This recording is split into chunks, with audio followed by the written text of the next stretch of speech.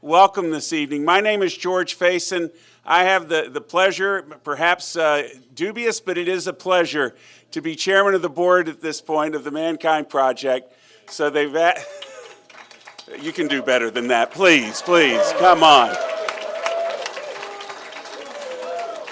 But before we get really fun and jovial, I do want to introduce Kirby Benson, who is going to give us our blessing this evening. Oh, thank you. Let's everybody get still for a moment, please. And just take a second and take a breath. And instead of looking out, look in. And look into yourself and feel the joy and the love and the spirit that is in this room. And while we're there and while we're touching that part of ourselves that is so much greater than any one of us, I ask that we be blessed and that the work we do here is blessed and that we take that out into the world to bless the world. And that and for this time together and this celebration spirit, we are truly grateful. Thank you.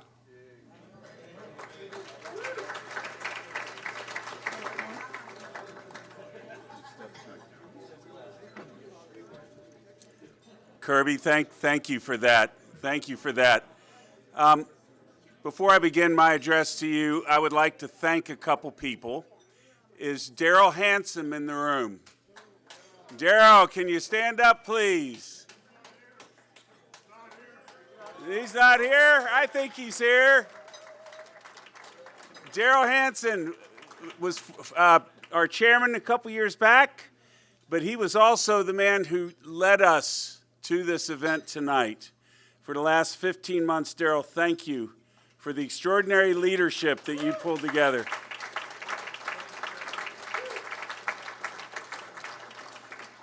And another person I want to acknowledge was also our chairman just a year ago before I got to step into his shoes. And he has pulled together this beautiful audio-visual extravaganza, Mr. Lonnie Hamilton.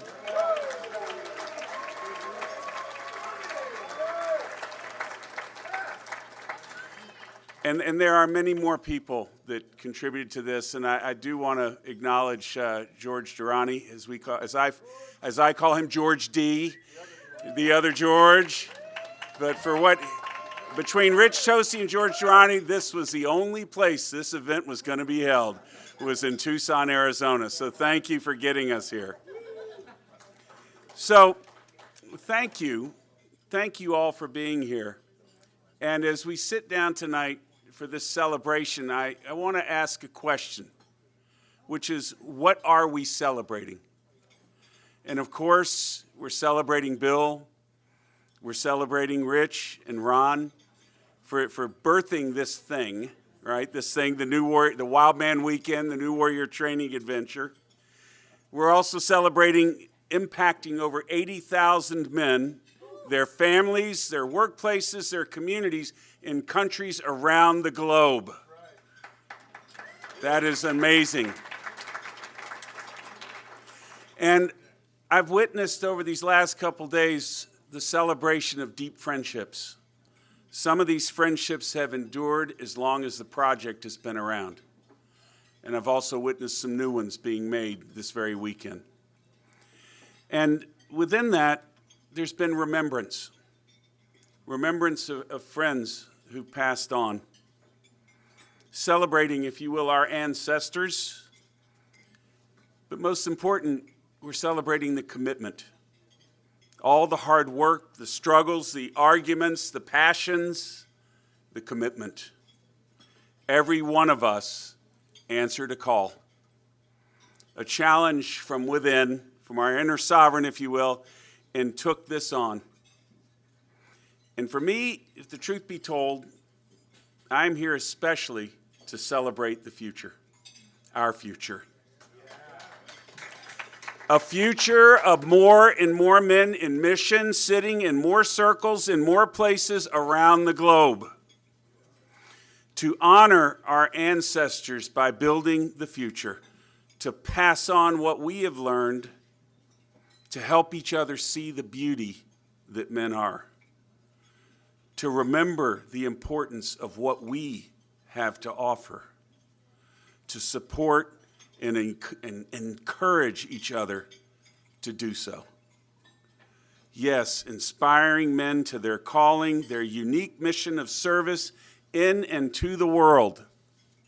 One could say this is our collective mission, a mission that lasts more than a lifetime. And today, speaking for ManKind Project USA, and I hope around the world, I believe our future is very bright.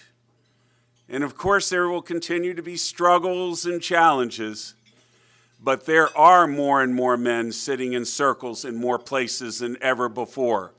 If you didn't hear it yesterday, there are new warrior training adventures that are going to be happening in Croatia and in Italy and in other places around the world. I know that I speak as well of constituencies that have come to serve men where they are, whether it's the Pan American Middle Eastern men who are holding their training in November, the Brotherhood, who just had a training that was held, our GBTQ community holding a training in October.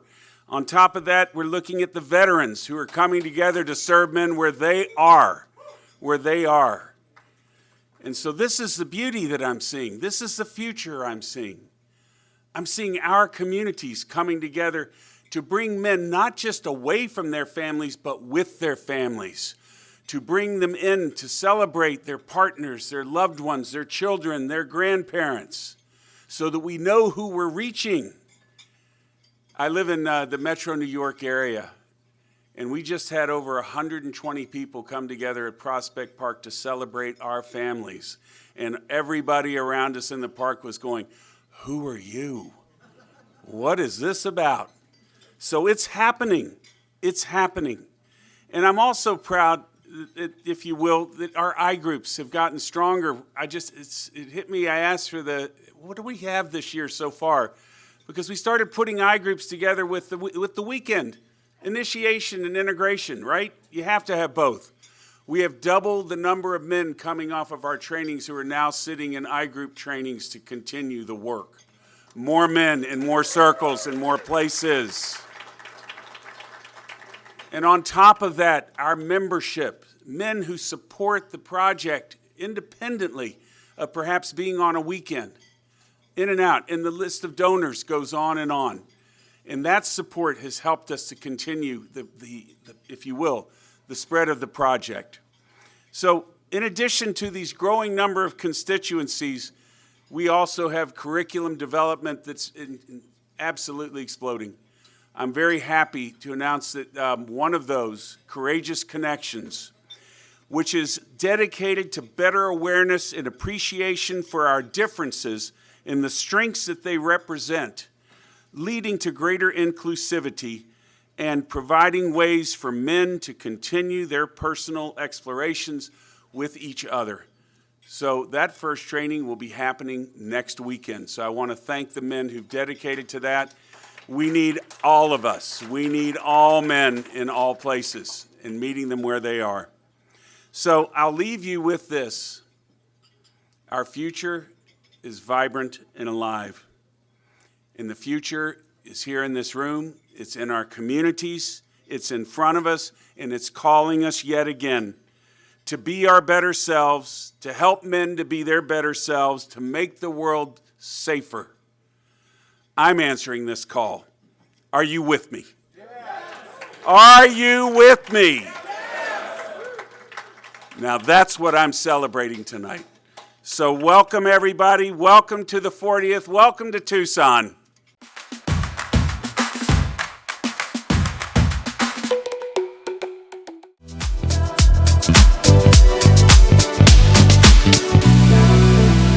Hey, it's Jim Katona here. Sorry I can't be there with you all, and I hope you're having a joy-tootingly delightful 40th anniversary celebration. And I'm curious, has anybody mentioned the spirit of harmonious cooperation in this meeting?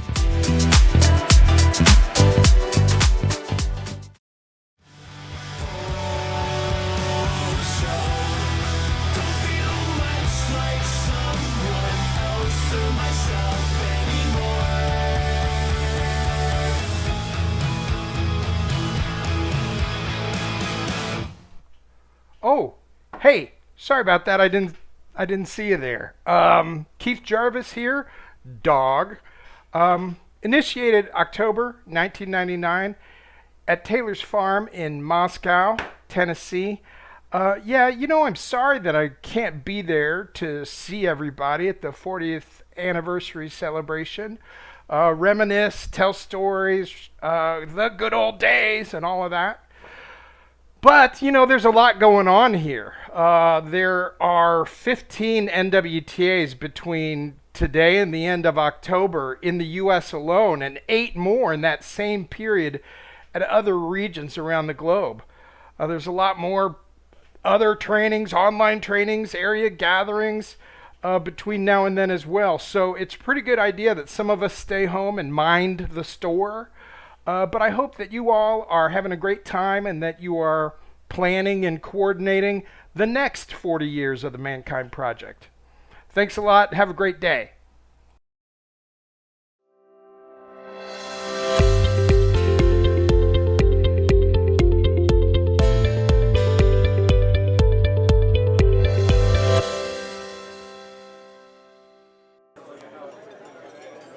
The old ones, the elders, tell a story of a young man who comes to him seeking their wisdom and the answers to his many, many questions.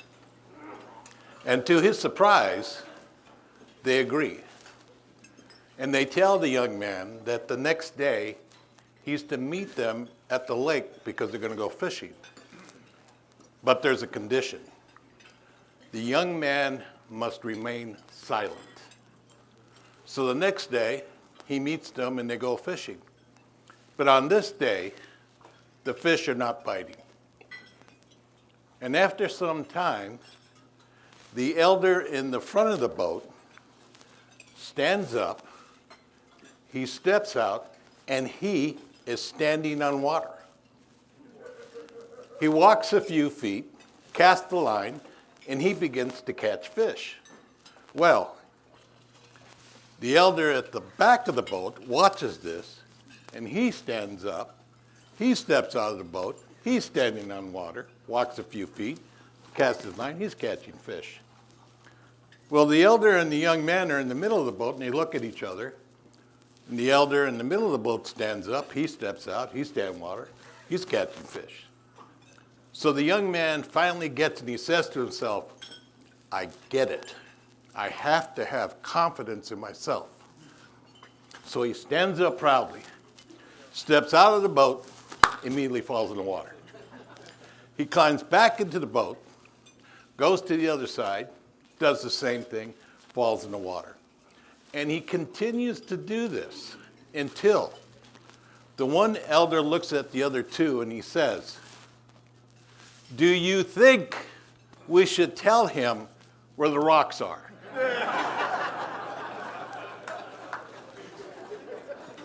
You see, I was that young man. And the 3 elders, Rich Tosi, Bill Kauth, Ron Herring. 40 years ago, these men came together with a radical idea. What if men could gather, take off their mask, look at their shadows, and embrace their heart? What if men could gather, take off their mask, look at their shadows, and embrace their heart? That became the spark for the New Warrior Training Adventure and the ManKind Project.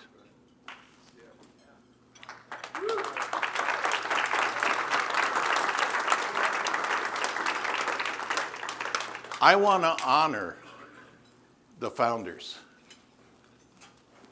men who dared to come up with a new path to manhood when the old maps had simply failed us.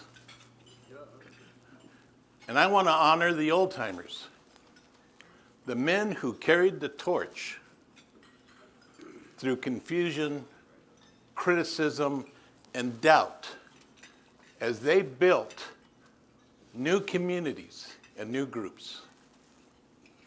And I want to honor the middle generation, men who work within their families, in their workplaces, and their communities, and continue to show up and mentor and initiate other men. And I want to honor the new men, men who have recently joined us at a time when men's relationships are more fractured than ever. You are proof that the call is alive. And I want to honor the families and the partners who are here today. You are the reason we do this work. You've seen us through our tears, our fears, and our transformation into the men we become. You know, the theme of this event is celebration of belonging. But what does belonging mean? I can tell you this. Belonging does not mean to fit in. It means that men are seen, men are heard, men are valued for who they are. Belonging means when a man stands up in the center of a circle and is trembling with fear, and another man stands up, looks him in the eye, and says this: you are not alone. You are not alone. Belonging is when men can come together across continents, across color, across orientations, across ages, and can stand in a circle with one another and say, we are brothers. So here we are, 4 decades in, and our founders could never have imagined where we are right now, with the number of circles around the globe and the growth. So we have a simple question in front of us. What will the next 40 years look like? What will they look like? The elders have the wisdom. The middle years have the endurance. And the young ones have the vision. We have an opportunity. We have an opportunity to create a future where men can come together, young and old, rich and poor, gay and straight, black, white, red, yellow, brown, native, immigrant, where they will always have a place to belong. And for me, belonging started 35 years ago, in November of 1990, when I stepped into a weekend with men that I could not trust. Until I quickly discovered I was looking in the mirror. I've seen the impact of what this can do. These men embraced me. These men challenged me. These men loved me. These men insisted I live my mission and my purpose. I have seen where men have healed the wounds with fathers they did not know. I've seen the cycles of silence broken in family systems. And I've seen men stand up in community who are leaders and mentors and peacemakers. You see, this work is more than personal development. It is cultural repair. It truly is soul work. So as we move forward,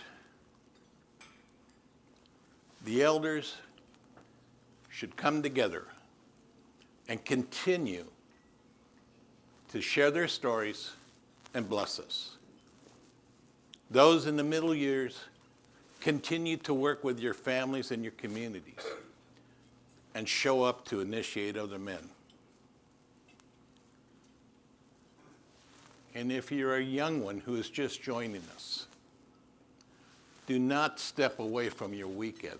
Instead, step into it and take your place. Because understand this, belonging is not passive. Belonging is a choice. And collectively, we are the holders of choice. And so when the next generation gathers here 40 years from now, they will say of all of us, of all of you, that you were the ones that kept the fire alive. And with that, the journey continues.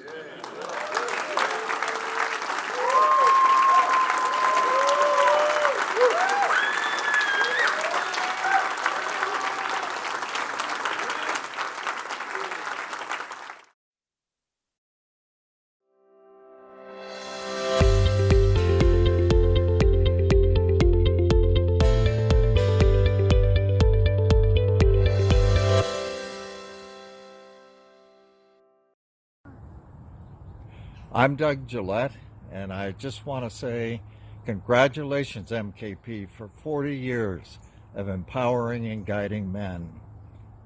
In my view, there's nothing more important in the world, in human life, than helping each other heal from the wounds that come from being human. And you're doing that.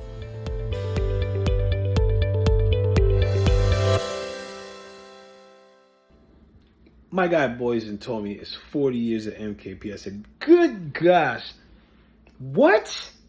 40 years? So my name is Paul Newell. I went through May 2014. I was a part of the podcast when it first started, and also a part of Men's Work Online, which was why I'm saying these words, first of all, is because what's happened and what's happened in Men's Work, what ManKind Project has been doing and continue to evolve and expand, because you impact people's lives. You damn sure helped save my life, because I was on a path before I was up in the woods and I thought I was going to die. I was like, this is a horror movie. It's a wrap. Nope. I got a brotherhood, and then expanded to the people in my life, and I got to learn lessons and have people I like to help me, and that's what this is providing. So bless up to you. Here's to 40 years. Continue to expand and explore, and here's to an infinite amount more. I'm out of here, and bless up to you. Thank you. So it is. Hello, I'm Jed Diamond, and welcome to the 40th anniversary of the ManKind Project. Been doing men's work for a long time, really, since my son Jamal was born on November 21st, 1969. I have been in a men's group that has been meeting for 46 years now. After we were together for about 12 years, we kind of felt like an old married couple and told all our stories. And we wanted to do something different. And I knew about Bill Kauth and the ManKind Project before it started. I had known Bill. And by then, ManKind was going, and we said, let's do the weekend. So we actually went to the weekend as a group. So there were 7 of us that came. Later, my son, Aaron, after I returned, I was telling about the excitement I had. He said, Dad, I've never heard you so excited about anything. Like, can I do that? He was, I think, 17 or going on 18 at the time. And so checked out, and there was a actually new weekend that was happening in Oregon where he lived. And then we've subsequently gone to the 10-year anniversary of that, and I've been to some of the elder gatherings. So I just feel very blessed and very happy to be part of this exciting movement, both now in my life is multi-generational. I did write the introduction to the book that you see over my shoulder, which was a great honor. I had known Rich Tosi, and I think this feels to me like this is really a critical time in human history. So much conflict in the world, and there's so much us and them and men and women. Clearly a lot of violence in the world. We're seeing it over and over again in all kinds of different contexts. And I think what's needed is the kind of connection, the deep emotional connection, sharing a support system that not only supports individual men, but is connected to the larger communities. And I think ManKind is really at the core and center of this work. And so I wish for you all to really take it in, enjoy yourselves, really feel the bonding, the connections that are available, and have fun.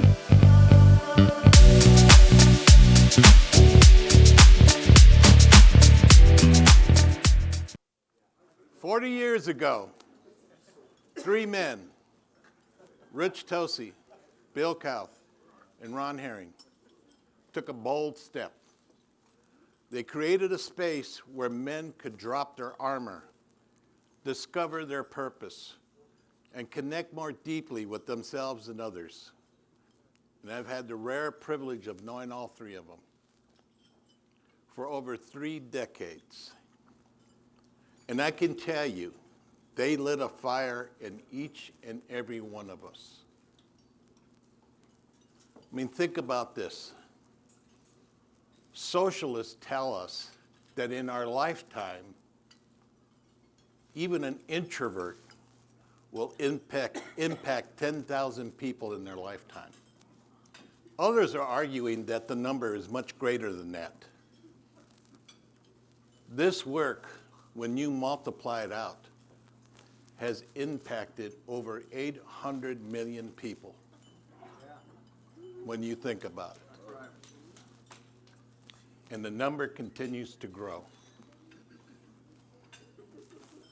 So it is my honor and privilege for us, before I bring them on to speak, for us to stand and recognize our 3 founders and give them the applause they deserve.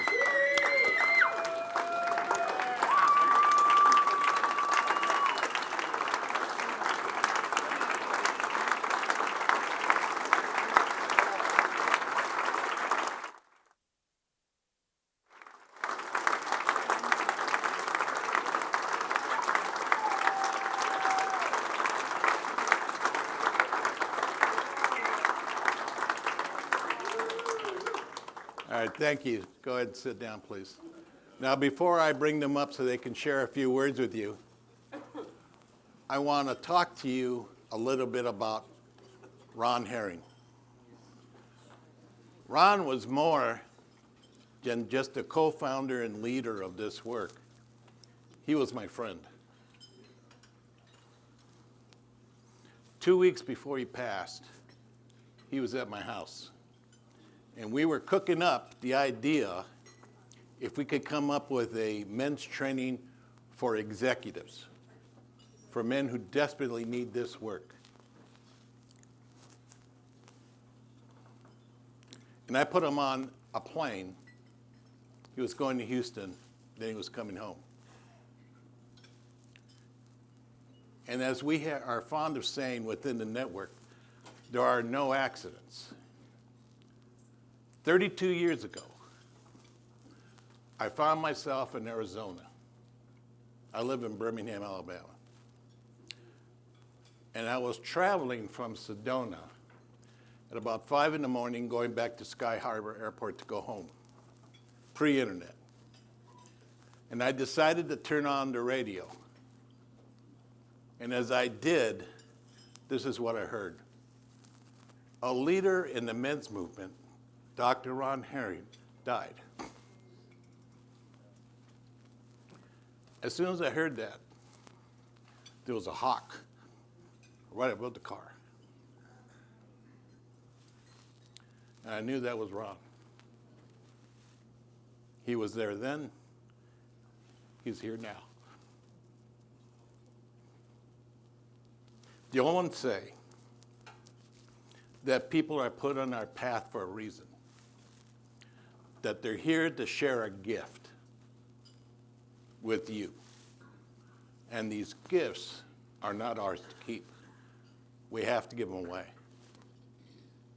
Ron, Rich, and Bill, every weekend that takes place since 1985 to today and the future carries their gift in there.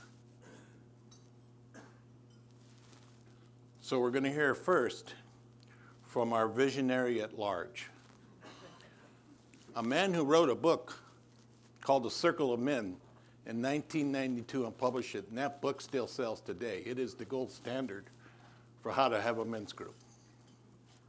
But his work doesn't stop there. His latest book, We Need to Take Care of Each Other, a community of giving, is because he has a vision of a different place that we can all live in. And it was his vision of saying maybe there's a thing that we can do for men, a men's retreat that started the new warrior training adventure. Ladies and gentlemen, Bill Kauth.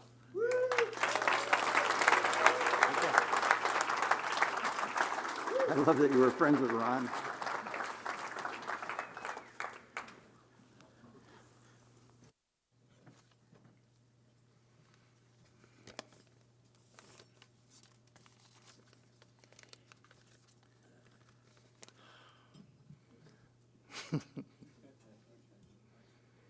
Thank you for all the blessing. Oh my. Just so you know, my life is good. I'm extraordinarily physically healthy and happy, and I love my wife very much. And I turned 82 about a week ago.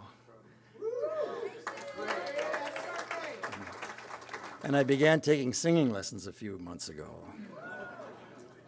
But I'm going to spare you that. So I am indeed the one that had the divine call that something needed to be done for men, and I had the wisdom to choose two amazing men as partners. And as I said earlier in that other gig, we simply opened our hearts in a way. I mean, we each had our little genius, but we opened our hearts to allow the new warrior training adventure to flow through us into the world. And there's a few things I'm really proud of, and they were alluded to either. Boy, 800 million? Jeez, I get that. I'll get back to that. But the fact that we have 20,000 men probably sitting in circle every single week. I try to imagine, I live in Ashland, there's about 20,000 people. I imagine everybody sitting down at the same time. Anyway, I love that the I groups have been so solid and successful over the decades. And, you know, we've gone around the world, and the New Warrior Training Adventure turns out men that are sufficiently transformed that they go home and they go home and they see their friends, and their friends go, whoa, something has happened to you. And whatever it is, if it's that training thing, I'm in. And it's grown like that organically, one man at a time, all over the world. So the other thing, I like this kind of is like what he was just saying, is that we have flooded the world with joy, so to speak, because in the training, there's several places that each man has to face fear. And fear is the one catalyst that when it's transcended, there's a growth experience. The human becomes a slightly more complex being, and God rewards him with this little feeling of joy. And that's been going on for so many men, for so many years. We call Sunday Joy Day, and we have forever. And that touches me, the fact that we have created 800 million gigahertz of joy in the world through the New Warrior Training Adventure.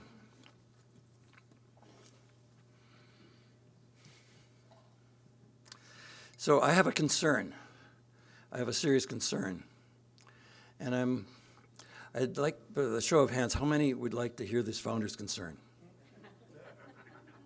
Thank you. How many don't want to hear it? So this concern has to do with, for the next 40 years, I'm concerned. I'm worried. And I want to tell you about that. And there's something that has slid into the ManKind project. It's kind of like a virus. It's kind of slid in. And I judge it as being dangerous for us. And 30 years ago, Tosi helped me see an interesting thing. I was a bit of a liberal activist, and we were at some kind of men's conference, and I'm shooting my mouth off, and Tosi says, "God damn it, Kauth, that's political, and we're not political. We empower men, and that's it. We empower men, and that is it." I took that to heart. So what I'm seeing now is that there's a political energy that is coming into our body. It's a political energy that I judge as not healthy. I judge it as chasing away about half the men on the planet. This political energy has got different names. Sometimes it's just flat out called political correctness. Sometimes it's called wokeness. On an academic level, it's called critical race theory. Sometimes it's just called white guilt. And political correctness, as I've studied it, is almost like a secular religion. Once people get into it, they totally believe in it, and like any religion, they want to spread the religion. So that's what's been happening in our brotherhoods. It's like the ugliest example of it is what happened to LKS. I'm curious, how many think LKS was treated very badly? Look around. Thank you. So,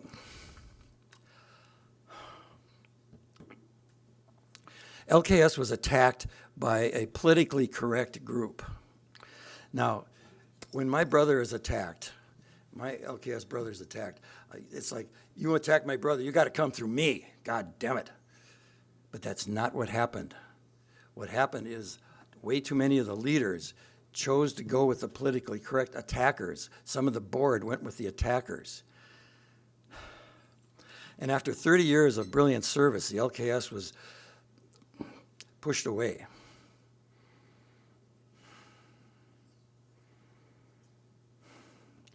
Violently excluded. The sweat lodge was forbidden. The talisman, forbidden. Animal names, forbidden. And we were literally told to burn our talismans. We were told to not use our animal names. So that energy, can you feel that energy? That energy is in our body, and it's telling us what to do. It's telling us how to think. That's religious propaganda. It doesn't belong in MKP.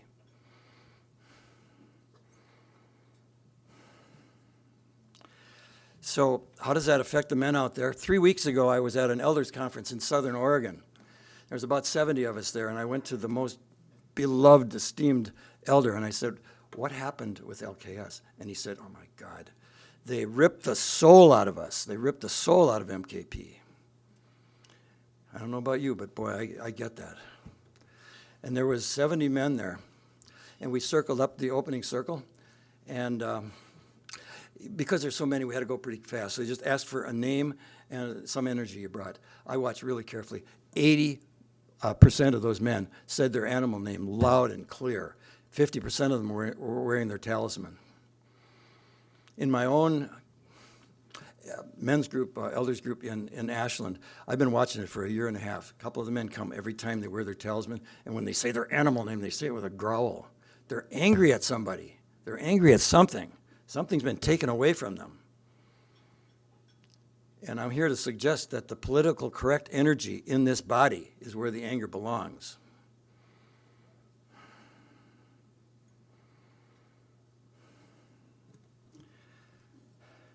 There's several other, things that I could point to that, show that political energy, that political correctness energy. The, bringing biological women through the training. I know lots of folks think that's a really good thing, but that is symbolic of the energy that we're putting out. And as Tosi told me years ago, we want this to be open for all men. I'm guessing that there's a lot of people here that really believe in this stuff, but it chases away the other half of the population. There's conservative men that would never come here. You know that. And these are good, beautiful men, and we're chasing them away. That hurts me. That really does. For the next 40 years, is it possible that we can open this thing up for all men? Tosi, can we open this up for all men? We're not political. Our job is to initiate and empower men, period. So, am I alone here? No. Thank you. Thank you. Thank you. I want to invite you to contact me personally. You got my email. You got my phone number. If you share my concern here, reach out to me. And if enough of you reach out, I will step out of retirement and I will come back and I will work together with you to reclaim the New Warrior Training Adventure. Thank you.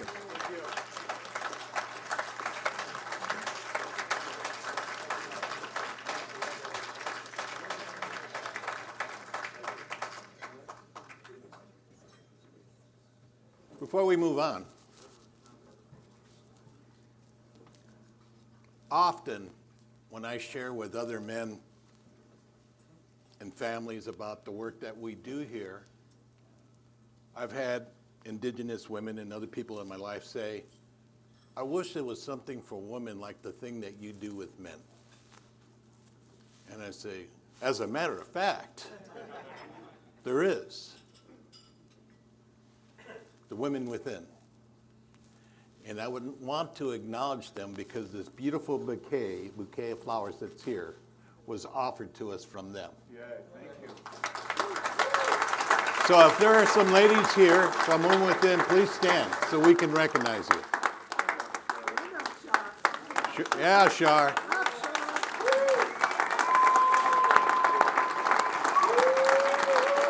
The lady who brought us Women Within, Shar Tosi.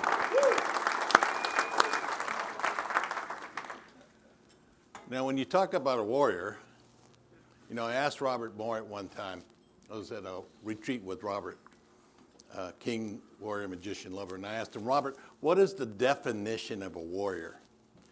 And he said, it's the capacity for someone to stand in enormous pain for something greater or someone higher than themselves.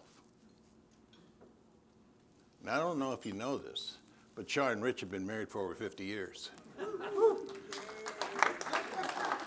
If you want a definition of a warrior and a warrior, yes, there you go. Now, I am really privileged. I wish you all had the opportunity like I do.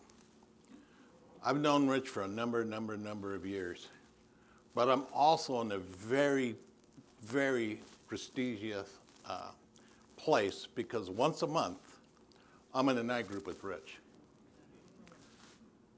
Wow. The wisdom, the love, and the knowledge that comes from this man. He lives in a retirement community. He can't help himself. What does he do? He gets a bunch of old men together and starts a men's group. He's trying to teach them how to feel.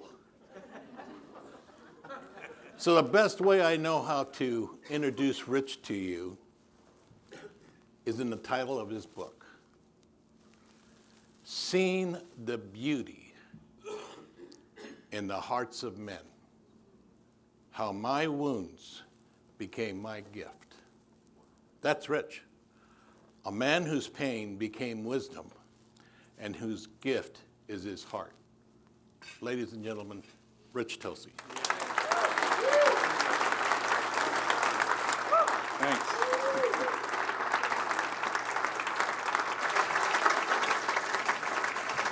All right.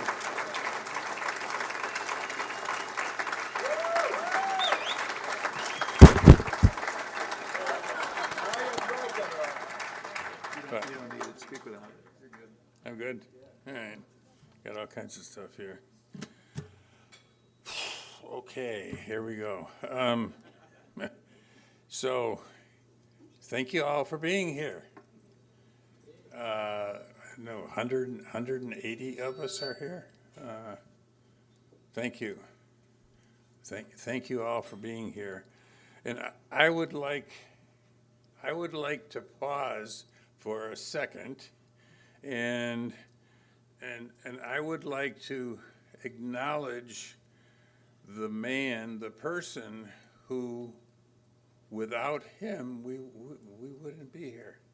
We would not be here. I know it's already been said, but Bill Kauth, please stand up.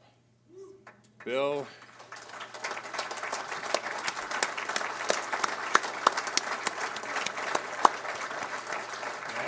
Thank you.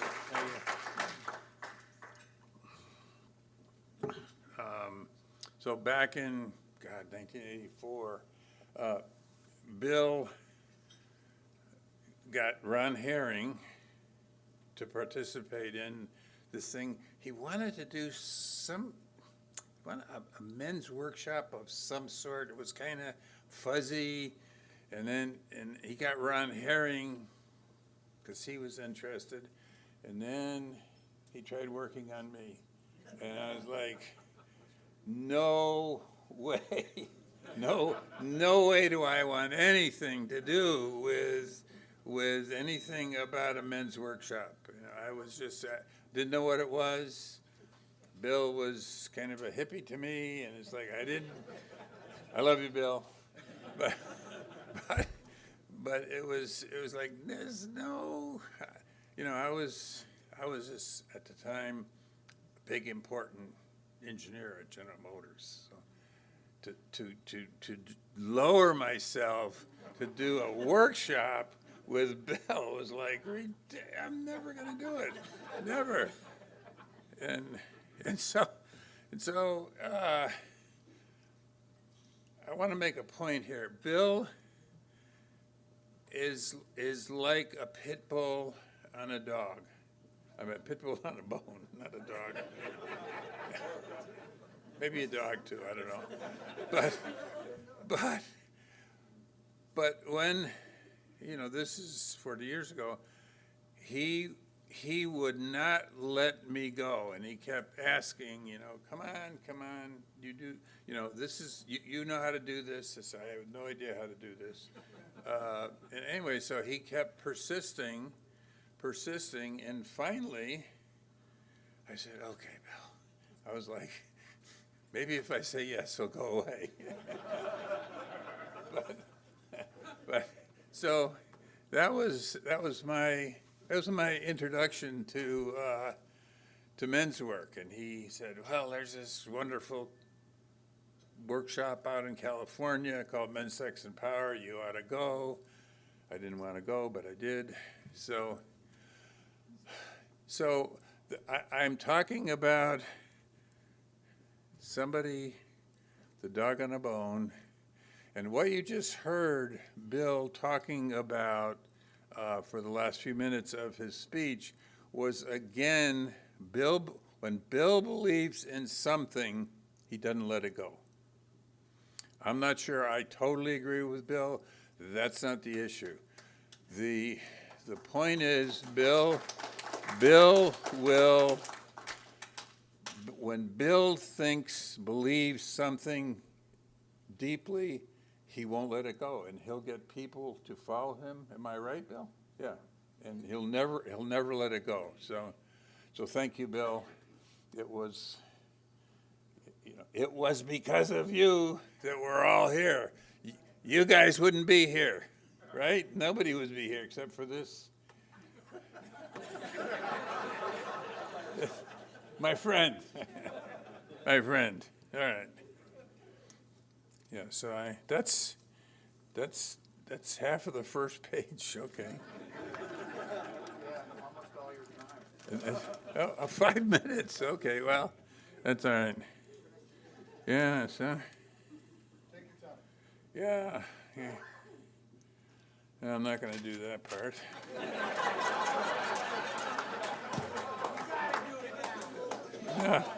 No, it's trying to. Oh, here we go. Okay, so years ago, when my son, David, who's somewhere here, David, and thank you for being here, David, and Christine and Ian. I'm really honored that you're here. Thank you. Yes, okay. When David was 11, and we weren't even called the ManKind Project or even the New Warrior Network. It was still just called the New Warrior Training Adventure. Somehow there was guys at our house, and one of them said, "Well, what does your dad do?" I was working for GM. Why don't you say something about that? So he said, "Oh, well, what he does is he rips men's hearts out." He fixes them and puts them back. He did.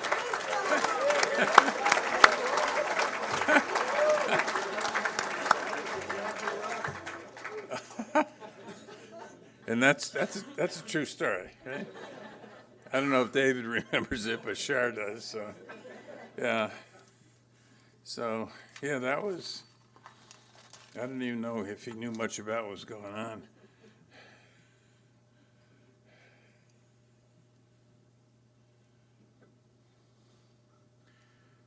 So, when he said that, or listening, when I heard it later, that's actually a good metaphor for what we do. It's not exactly pulling the, but there is a sense, a strong sense that what we men do at a training is to take a man's heart, hold it in our hands, and help him see the beauty in his own heart, in his own being. Not quite ripping out, but there's still a sense of we're willing to take some responsibility and say, yeah, we can help you. We know how to love you. We know. Oh, not only do we know how to love you, we think we know how to help you love yourself. Whoa, that's the big one. So, and I think, this book that Shar forced me to write over. Well, it's actually 20 years in the making. So, but the title, "Seeing the Beauty in the Hearts of Men." I think, even though it may, I know this thing is flipping around here. What does it mean? 2 minutes GFT?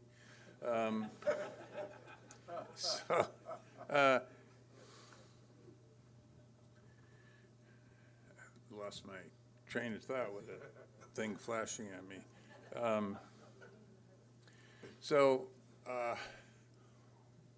Whether or not it has been expressed in the same words, I do believe that what ManKind Project has been doing and will do for the next we keep saying 40 years. Okay, 40 years, I'll be 110, but I probably won't be here, but somebody will be.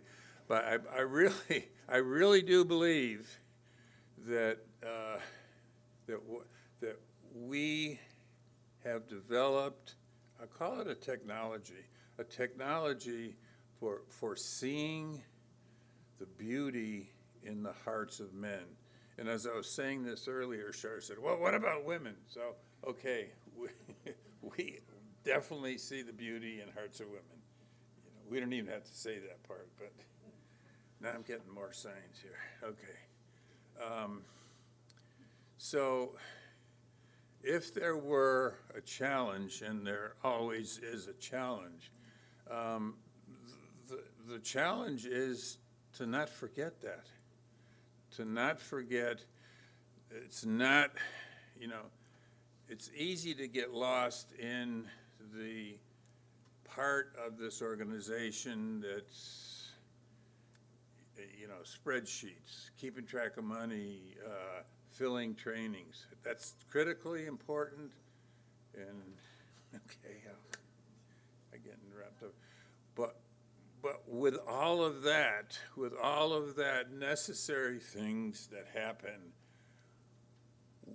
the challenge is to never, ever forget that what we are really after, what we really want to help, what we really want to see is the beauty in men's hearts, and to help, not just see it, but to help them express that in their lives.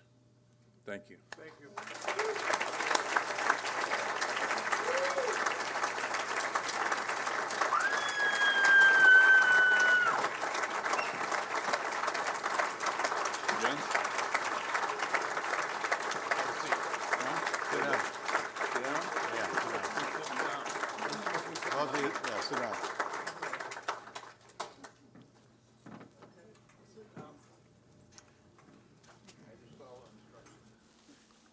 So now we're going to have two men come up here and join me. And the first one is Joe Laur. Now, for those of you who don't know, Joe I am extremely grateful to, because he called me up out of the blue and says, hey, Rich, I'm thinking of starting an I group, and I want you and Tosi and Snake and Jim and Al to join me. I said, me? You bet. So I'm grateful to Joe that he invited me to this very, very esteemed group. But the other thing you probably don't know about Joe, is that back in the day when Rich was doing everything in the early part of the growth of the network, he called upon his friend Joe to be the first executive director for the network.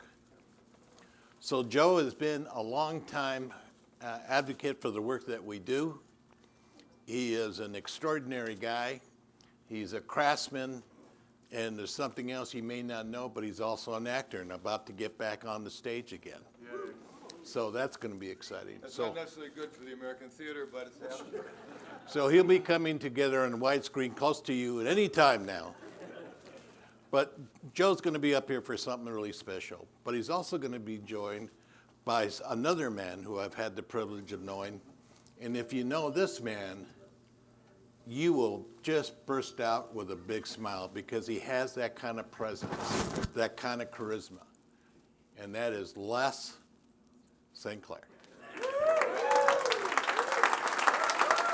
Les, come on up here.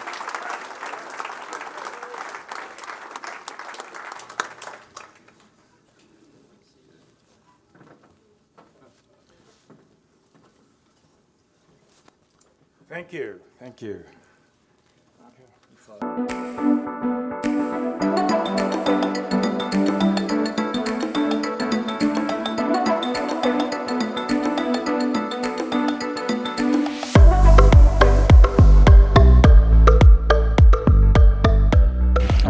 They call themselves the New Warriors, and they're out to convince other men to make similar changes in their lives.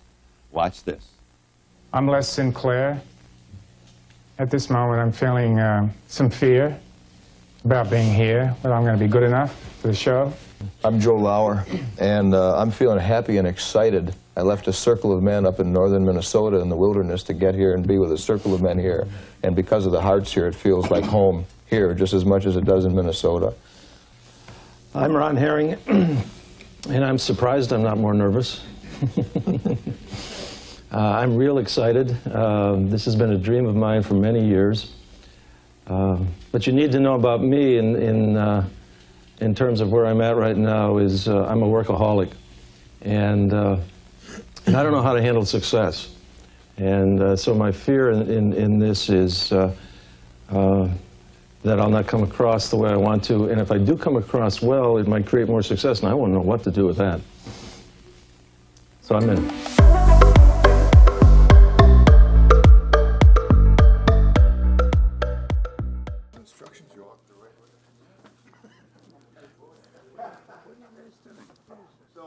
They're going to do it, Tosi. A feminist therapist, a high school principal, and a Marine engineer walk into a bar to create a men's weekend. The bartender says, "Finally, someone to tell me how I'm feeling, what's at risk if I flunk math, and what's keeping me from fixing this damn bar stool."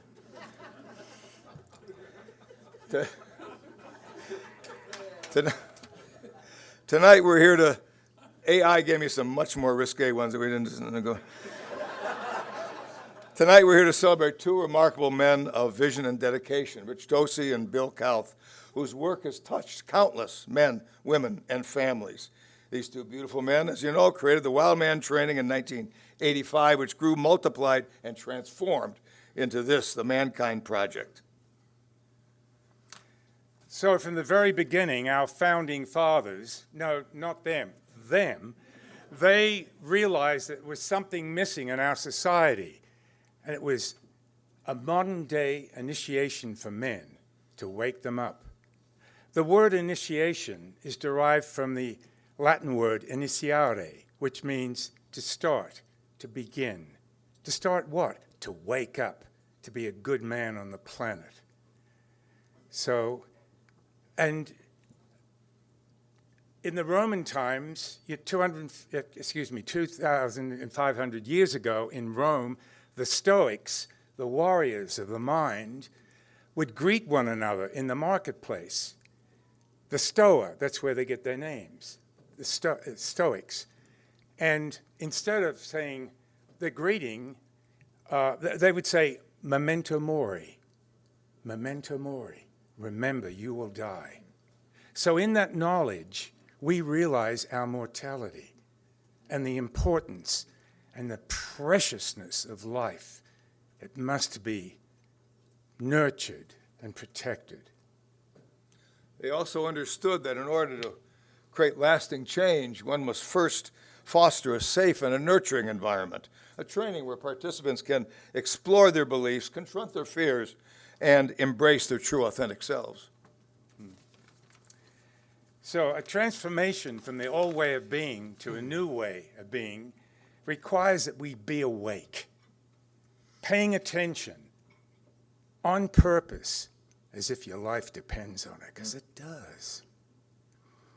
Yeah.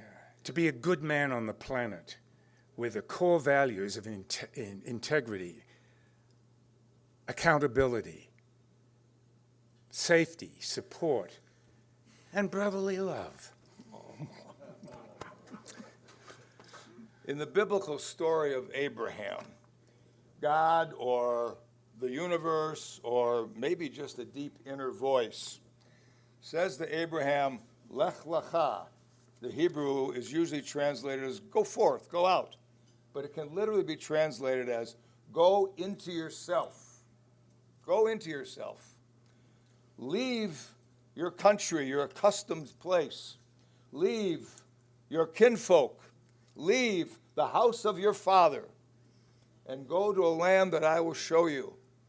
And I will make of you a great nation, and you will be a blessing to many, and you will be blessed.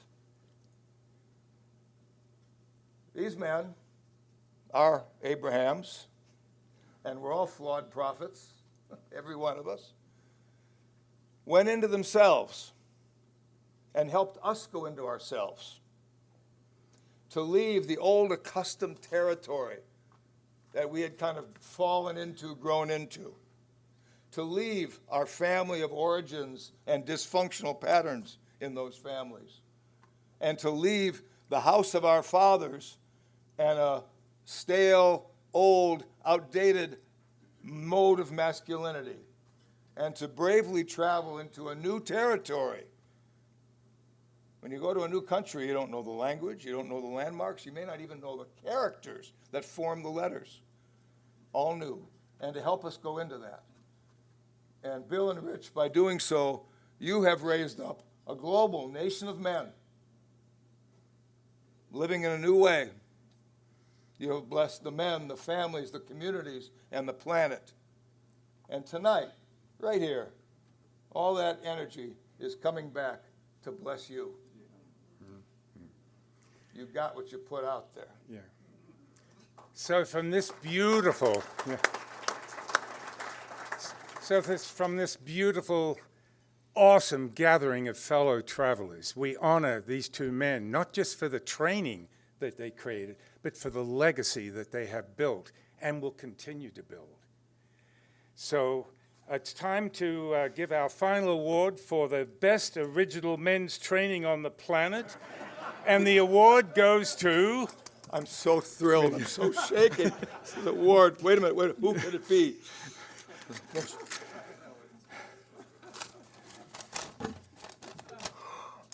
It's a tie. It's a tie. Bill It's Bill and Rich Tosi. It's a tie.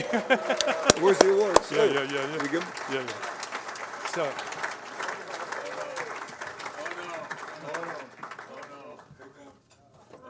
Oh my God.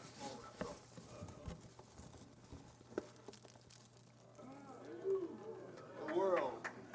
This one goes to my Milwaukee brother, Bill Kauth.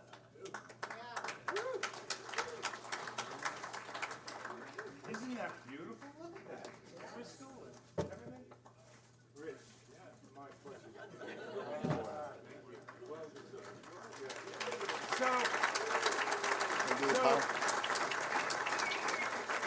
I invite everybody to stand up because we're going to give him an Aussie pound. Yeah. So, If you don't just follow the people, they look like they know what they're doing. So you rub your hands together, and on the count of 3, you send all this loving energy to these two beautiful bugs, okay? And 1, 2, 3. Pow!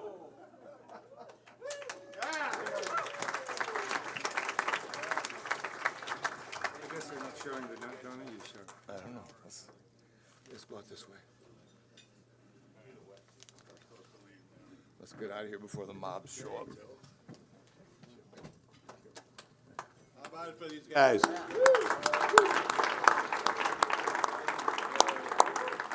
You know, when I opened the program, I talked about belonging, and that I've witnessed men who will stand up in their community and be a mentor and a leader and a peacemaker.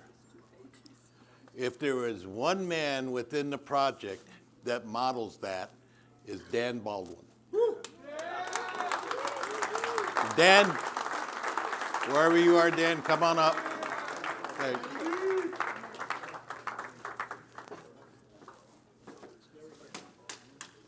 There he is. He's making his way to the stage.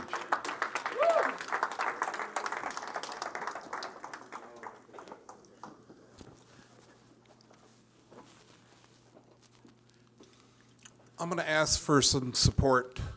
Max Freund, Tyrone Mash, will you please come on up here for me?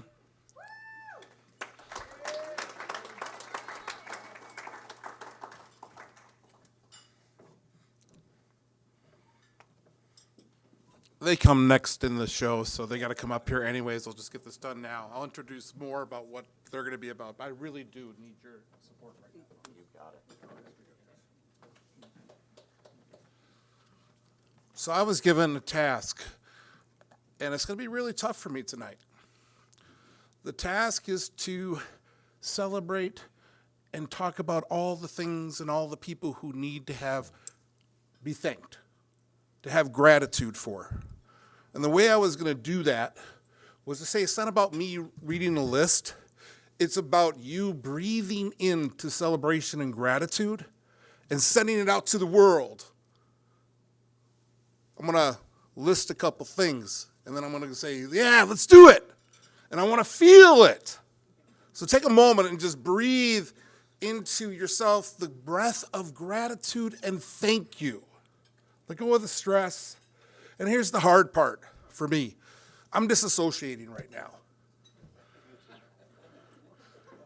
Okay? There's brothers that are hurt out there. There were words that said that hurt people, and I'm scared. The last 8 years, divisiveness across the whole country, things tearing apart our organization, and here we are.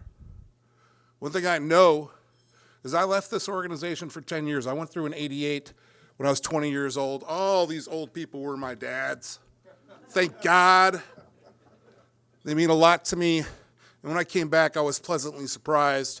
It wasn't perfect, but it had heart, it had ethics, it had safety. We got through it. And we'll get through this too. I'm not ever leaving again. This is my home.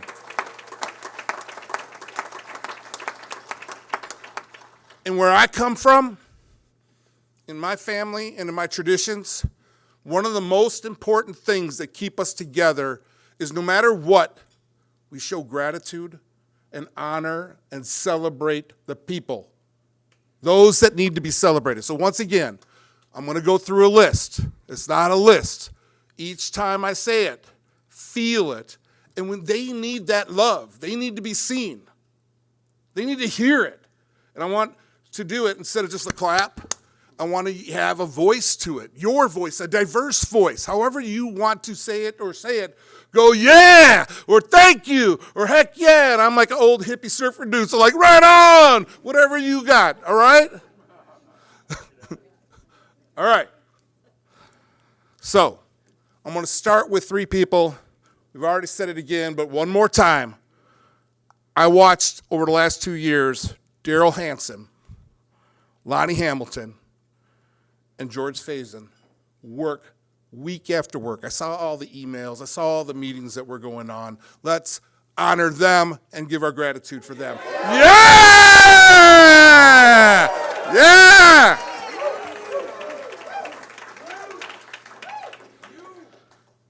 I also want to honor all the past, or let us honor. I invite us all to honor all the past chairs and board members here.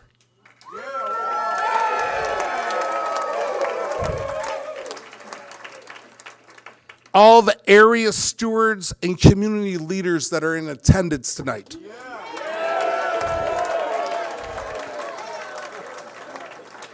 And the 1,000 of volunteers who get the work done in the communities around the world. All of them.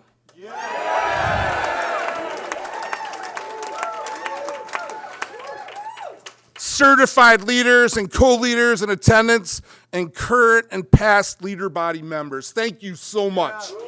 We honor you. We honor you. And that's not in the room. That's all you Zoom people out there, all the people in the world too. And if you're out there, I want all you Zoom people to be honoring too. I want to feel it across everywhere, all right? Let it reverberate wherever you are. All the regions, those that are 20 years old, 10 years old, or are just starting, let us honor them. Yeah. Regions! To the men from across the globe who traveled to be here tonight, I want you to stand. These men, I want you to stand. These men and women who came and traveled all the way here from outside regions. Yeah. They, thank you. We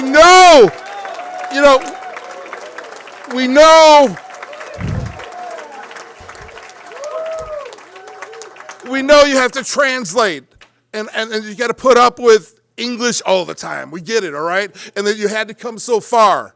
We appreciate it, all right? We love you. All right. I want to honor the representative of the sky and earth people, the indigenous people, the First Nation peoples that are in relationship with us and share so much with us. Those in the room, those in the Zoom, and all over MKP in the world, thank you for your gifts and thank you for your relationship. Yeah! To Shar Tosi and the Women Within community, to Patricia Clayson, the grandmother of the NWTA, and to every partner, spouse, sibling, and loved one who has made the continuation of this work possible. Thank you, women, for your support.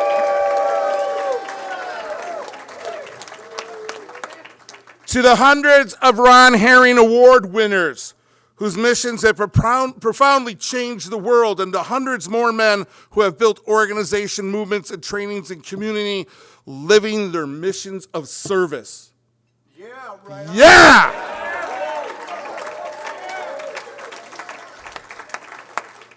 And to the former Circle of Honor inductees in attendance, and so many wisdom holders and teachers who have given freely to us. Thank you. To be the magical helpers.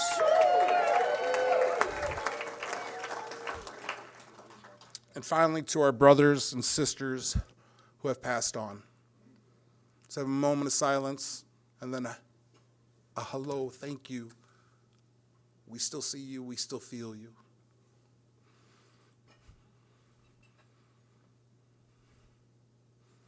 Thank you, brothers and sisters. With that, I'm going to introduce these two men here. These two men, I get the honor of being in a circle where I support all the societies, the areas, the communities, everything. And the leaders all come together, and we meet twice a month, and we talk, and we get real and honest. We do a tactical meeting where we're getting into the to-dos, but we also do the heart space meetings. These two men have stepped forward and are running and leading the intercultural and belonging circle. A very difficult job, and they're doing a beautiful job holding it. So I give you Tyrone Mash and Max Freund.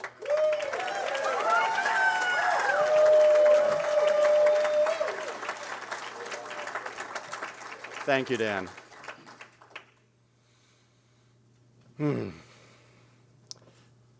This has felt like a family reunion. Men, people that I haven't seen for years. And I hope that all of us feel that way. Rich Grehalva spoke in his opening about how we are a community of where we have space that all men can belong, or at least that's our aspiration, that's the path that we're on. And so as we work on that path, we also have to look at our shadows, our individual shadows, our cultural shadows, collective ones. And so I want to take this moment to honor all of the people, all of the men, particularly in MKP, in this room, who have stood up over the years, who have raised their voices to say, I belong, and have claimed their space in this community to be seen and to be recognized in the fullness of who they are. Many of you are in this room. Many of you, I'm sure, are on the Zoom, and there are some who are no longer in this community. And so I want to honor and recognize that becoming a community that's inclusive, that has space for all people who identify as men who come here, can show up and can be part, that doesn't come easy. There's been blood. There's been pain. And in 1995, Robert Moore challenged us. He came before the MKP, New Warrior Network, actually, conference, and challenged us to be a non-classist, non-racist, non-sexist order of men who are changing the world.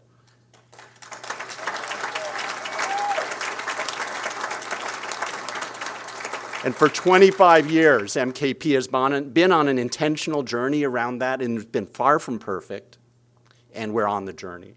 And so I just want to honor all who have contributed to that journey.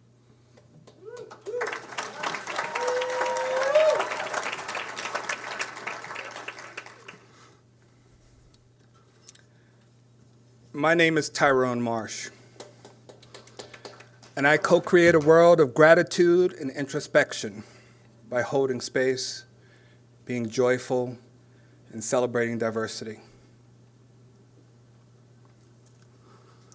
When people say, don't talk politics, don't make it political, what they're usually saying is don't make me feel uncomfortable.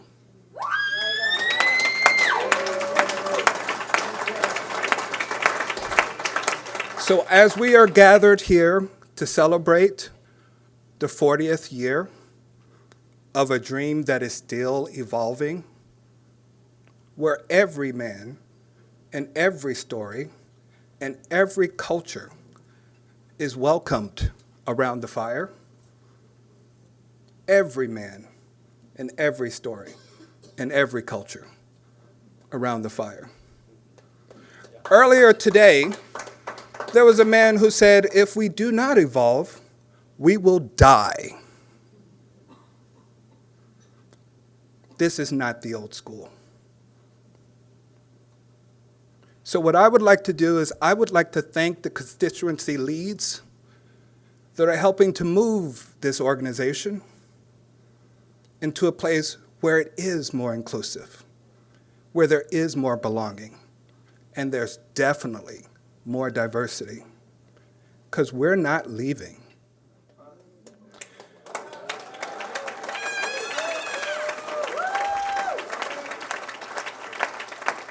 I would like to thank the Brotherhood of the ManKind Project. I would like to thank PAME, Pan-Asian Middle Eastern Men of MKP. I would like to thank the LGBTQ+ folks. I would like to thank our challenge warriors. I would like to thank our young warriors. I would like to thank the veterans, and I would like to thank the Grounding and Renewal constituency. It is the Grounding and Renewal constituency. Because when we raise our voices, when we place that log on the fire, it is beautiful. It is big. It provides heat and cleansing. We represent the intercultural competence and belonging. And our purpose is very simple, yet powerful. It is not political. We celebrate diversity. We create belonging. And we stand as warrior brothers in pursuit of the mature masculine, to weed out the old stereotypes and to build a more just and harmonious world.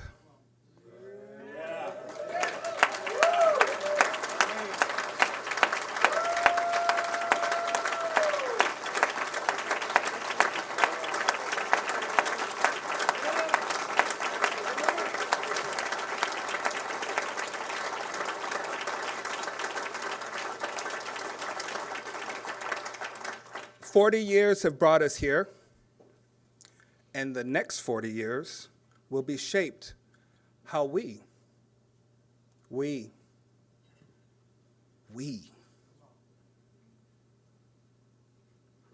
how we do this thing together."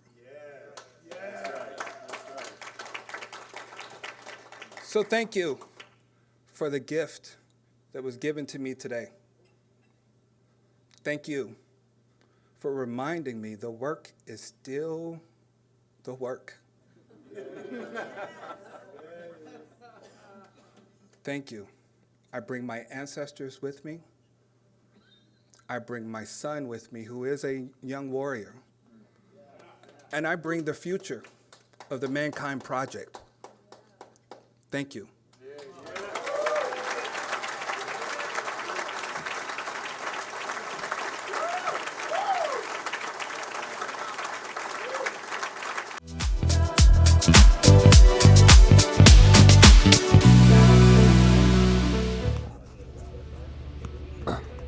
Every MKP was is all.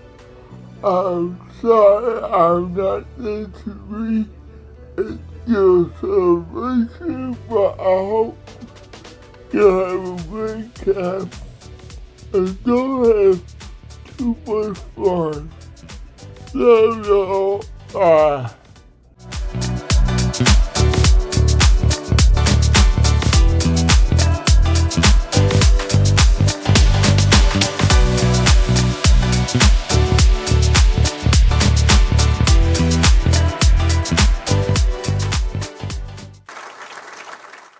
So many of you know the next man I'm going to bring up.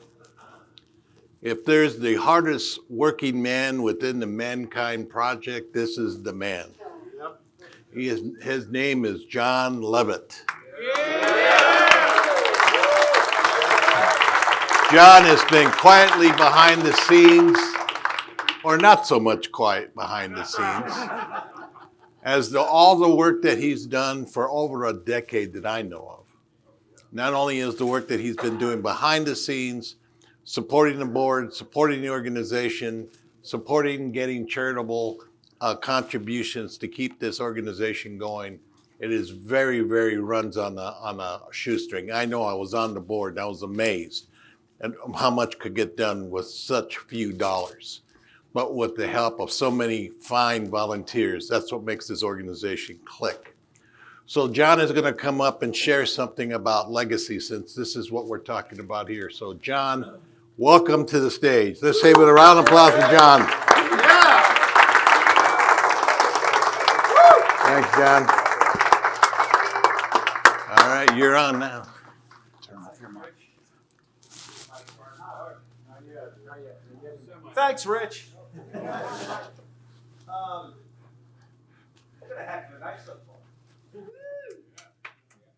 You know, there were two beautiful songs that were played during the break, and they were both, for those that have done ballroom or Latin dance, they were both waltzes. Back to the podium, please. Oh, I like to walk. I like to pace and. Thanks, Lonnie. Yes, you do. Is this good? Okay. So, both of those songs were waltzes. And in 1997, 5 years after my NWTA, 1998, 6 years after my NWTA, I met Jessica, who has put up with all of the time that I've put into the ManKind project along the way.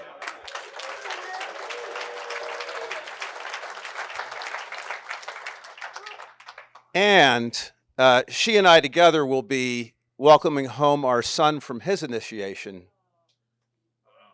next month.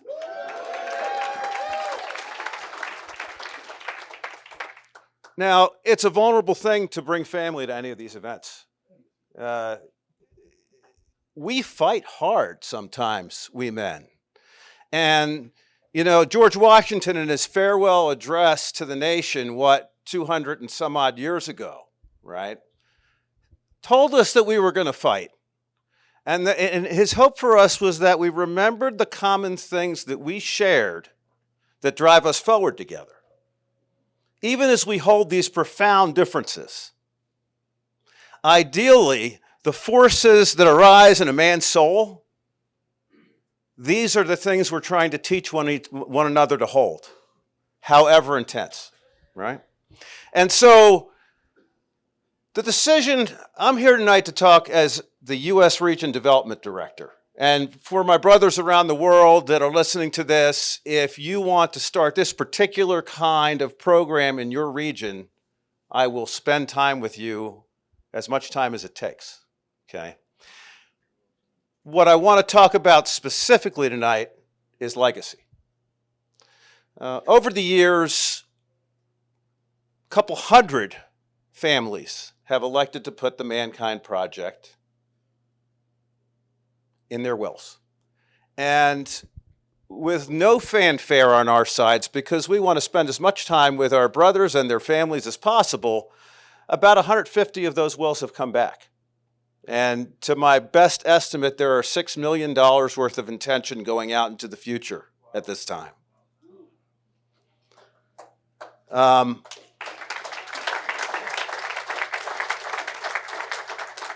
And some of that's sitting in this room right now. Some of those choices, and those aren't trivial choices.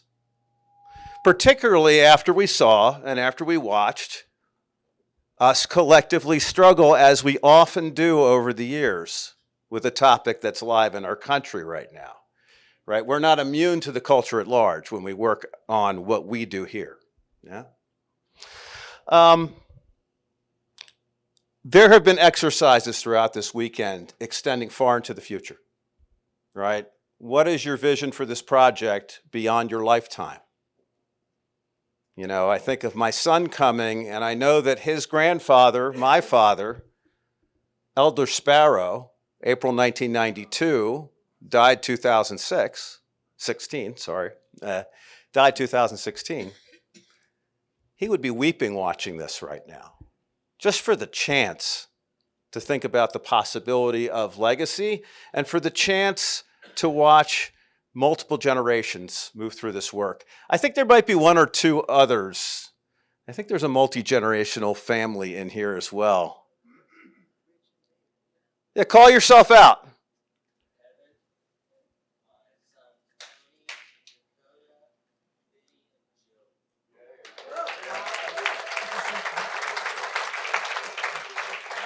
Yeah. And I know of, there's more, I know of others. And hopefully 100 years in the future, there'll be an army of men who've got this down way better than we men do and our families at this point. And hopefully in the 2014 address to this group, a man spoke to the more beautiful world our hearts know is possible. Right? And Mike Elser and I actually had tea with Charles Eisenstein that year. Yeah. So I'll be in the room all night. We'll set up a little bit of time in the future, 5 minutes, 15 minutes, just to get you started in your own thought process. And allow me to help you in setting a legacy intention into the future. And I will set you back to tonight's events.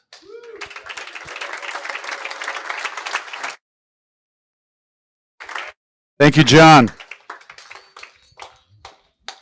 I'm going to stay at the podium. So my name's George Daranyi. I've been hanging around this project since, well, before I joined the project, actually. I didn't know it. I met a man at a meeting in 1991, and he rocked my world. My life's never been the same since. And then he invited me to do the New Warrior Training Adventure, and that transformed me. And so I've been engaged in this work since then. I'm one of those guys that just can't get enough of it because it just continues to fuel my life. And I got both my daughters here tonight with me celebrating. Thank you. If you haven't met them, you need to. They are the lights of my life, and they're one of the primary reasons I do this work. I asked Rich, when he asked me to write the afterword to his book, I said, how are you going to know that the work's alive in the future? How are you going to know? And he spoke to it a little bit earlier. He said, I'll know because there will still be beauty in the hearts of men, and the world will see that in those hearts of men.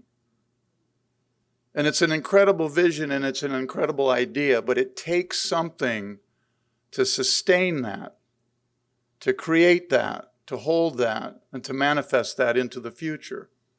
That part of the afterword is what I called the next 7 generations.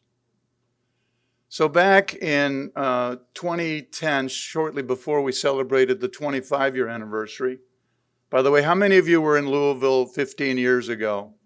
Thanks for coming back. Woo! That was a hell of a party. We lost a lot of money. We're going to make money tonight. Thank you. By the way, when I showed up here tonight and I saw this thing, I thought we were at a Los Angeles Chargers pep rally or something. Those are some great colors, aren't they? Thank you. But as we were approaching that really important first marker, I started thinking about what is it going to take to hold that thing that had been so preciously cultivated and created and delivered time after time after time. What's it going to take? And one of the things that I knew it was going to take was a circle of men who could act as the stewards of the work into the future. And what would that look like? And the idea began to percolate that maybe what we could do is create what was then known as the Circle of Honor. It's now known as the Founders Circle of Honor. And so I took the idea to Rich and Bill, and they said, yes, let's do that. And so in 2010, in Louisville, we enrolled the first 5 men into that body. And we, of course, added the founders, the living founders, Rich and Bill. And we also had Ron Herring's son there. So we enrolled 8 men at that time.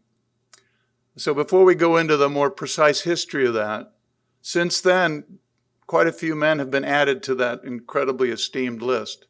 So I want the men in the room, all of the men in the room who are currently Circle of Honor, Founders Circle of Honor members, I want you to stand up so that you can be seen and recognized.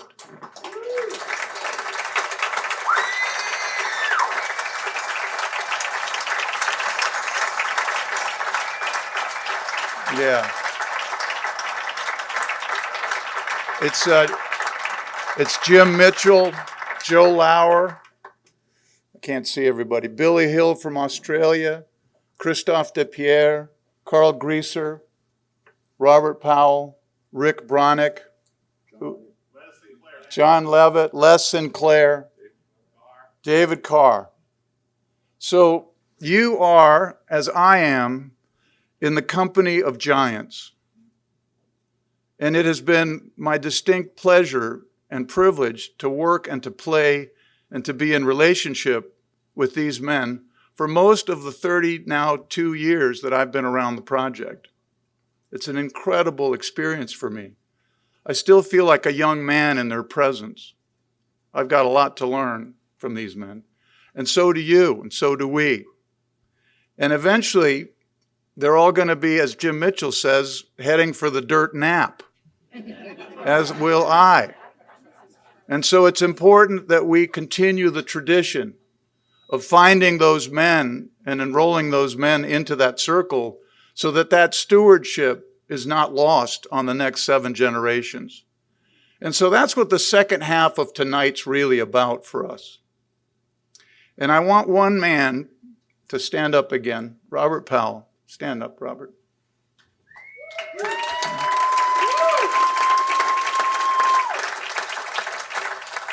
When we started our process for tonight, which was more than a year ago, I was asked by Rich and Bill to co-chair the committee to do that. But really the man that did the yeoman's work, the deep, detailed, hard work of fleshing all that out was Robert. This man, he did this. I just get some of the credit, but he deserves all of the credit. I'm really honored that he's here tonight to be part of this. So here's how it's going to go. In a moment, I'm going to introduce the man who's going to then introduce to you the first of 5 men who are going to be inducted into the Circle of Honor. And I hope I have the order correct because I have been confused about this for the last 72 hours. All right. All right. You've heard a little bit about him, from him already. He is going to tell you a little bit about, in a moment, about Cliff Berry. I'm going to tell you a little bit more about the selection criteria. And I've given you the history. So, Scotty, roll to the selection criteria. There's the founders. There's the history that I just described to you. And now the selection criteria. By the way, there are men in this room who are very worthy of being on and in the Circle of Honor. There are. It's an incredibly difficult, rigorous process to select a man to be in that body.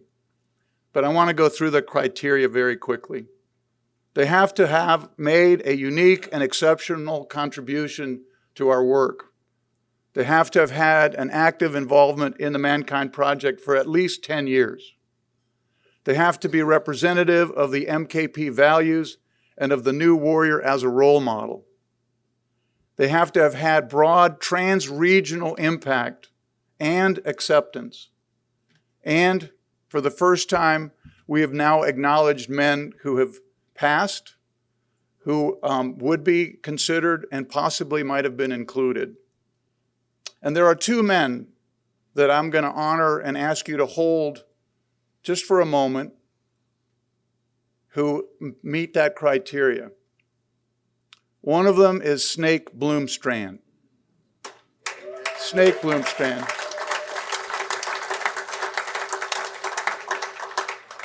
How many of you had a personal relationship with Snake besides me? I mean, look at the impact that man had on the men in the room and the women in the world. Incredible. Blessings to Snake and his family and his spirit and his legacy. And the other man is Mel Lone Hill. Yeah.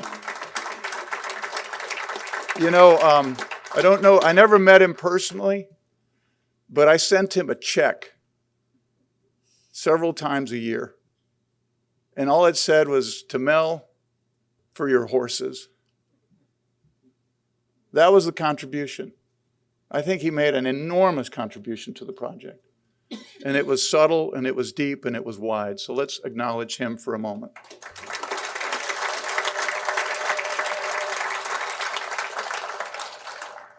All right. So first man up, Bill Kauth. He's going to introduce Cliff Berry. Cliff Berry, I met before he did the warrior training. Actually, before that, 40-some years ago, met him at a kind of a fair, one of those early hippie fairs, and he had just invented a chakra blaster, which is serious, which is like it's like a coffin, but it's got stained glass and where the proper chakras are. So you just lay in there and put the lid down in the sun and. Anyway, he is one of the single most creative humans I have ever met in my life. And I remember very distinctly, when he did the new warrior training, he liked all the processes. He thought they were, excellent. But what he liked is he saw men that love each other. That was it. That got Cliffy in. And he became a leader quite quickly. And then he understudied with Ron. Basically, he was so smart, he learned everything Ron had to teach. And he knew something was coming. So he began building his own model of guts training, which he calls shadow work. And he's taken that around the world now. And he's got a guild of the shadow workers that come together every year to retrain, to recertify. And I saw him about 1.5 years ago. And he's got a congenital back thing. He just had incredibly complex surgery, which is not why he's not here. But he had invented a big animal feeding trough full of warm water and a pulley system that was so complex so that he could lift himself up and get himself into the hot water. What a guy. So that's my... So Cliff Berry obviously is not here, but he did respond to our request for a videotaped acceptance of the award. And so let's have that.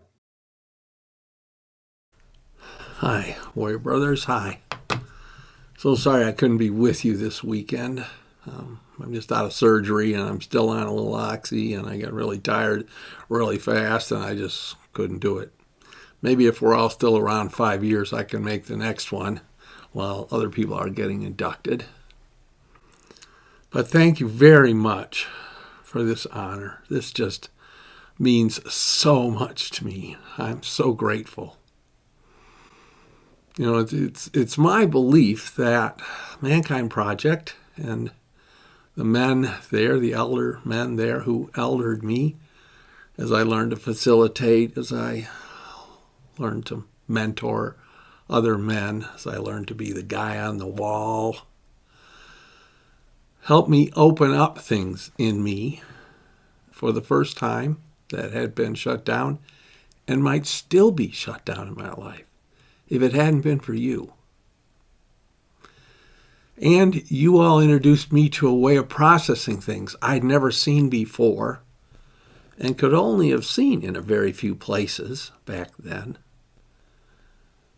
So you helped me open up these places, and then you showed me that there was a way to process, to keep processing, to deal with my own shadows.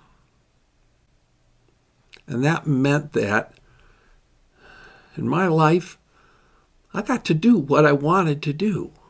I got to be who I wanted to be. I got to do things the way I wanted to do them. What greater possible joy could someone have at my age? I'm 76, looking back over my life and realizing, Cliff, you got to do what you wanted to do. You got to do what you loved. You got to be the most Cliff you could be. So in receiving this honor, first of all, thank you for what you helped my life be. Thank you very much. And I came to MKP in 1988, which is some 30-odd years ago, with a big hole in my personality around warrior energy, around this pesky thing called reality. I was brought up in a church where I lived in my dreams, in my head, in my dreams. And if reality didn't conform to my dreams, that was reality's problem. And you taught me to open up this warrior part of me so I could relate to reality. You know, I could just deal with what was out there so I could take my dreams and use my warrior energy to actually make them happen in the world, to actually look at what was really going on out there, not just what I dreamed could go on out there. And so I am immensely grateful for that to you. Thank you. So while I think about that, I put this on a number of times since you gave it to me in the mail. Thank you. That's what comes up for me. And I think I'd like to reflect a little bit now, looking back on a whole lifetime of doing shadow work, the work I first saw on an MKP carpet. And from the day I saw it, I knew that that was what I wanted to do. And as I look back, I realized one of the main things I got out of that, one of the most precious things, was that whenever I was looking at something that was bad in me, a shadow in me of any kind, I had a whole nother way to approach it. I had several other ways to approach it. I'd been taught, that we have evil inside us, we have bad inside us. I think everybody grows up here and, there's this bad stuff about you, kid. Don't be like that. And I just had to stuff it. Had to learn how to repress it, hold it in, and just be the good guy I was supposed to be in my life. And after I came to MKP, and you showed me I could let some of this part of me out in a safe container that was held for me so I could learn from it, where I couldn't do any real damage to anybody. I could bring up my anger, my rage, again and again and again, as the dad I was trying to finish off kept coming back to life at me again and again and again, until you all figured I'd had enough to get a really good initiation, a really good dose of it. And I realized then that, there's a whole nother way to do this. Yeah, you can stuff things. Sometimes we have to stuff things. And there are processes where I can learn to bring up my warrior energy to stuff things even better than I did before. But there's also a way I can process it. Don't have to just stuff it. Could also kind of huff it, just breathe it in. And in a safe space, go into it and act that crazy way and be that crazy part of me. Until the process came to a point, where there was just this climax of energy there. And all of a sudden, I'm seeing and learning all these things about this energy and seeing, well, here's how this could be used for good things. Wow, how about that? Or if I was pathetically needy, I could be supported. I wasn't bad for that.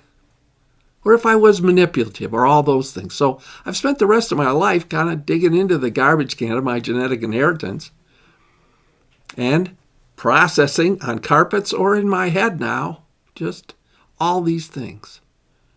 So thank you for these gifts. I'm glad I got to be able to contribute something to MKP, because that's who I wanted to be. That's what I wanted to do. And there was no other place I could have done that. So thank you to you for helping me be a life where I could be me.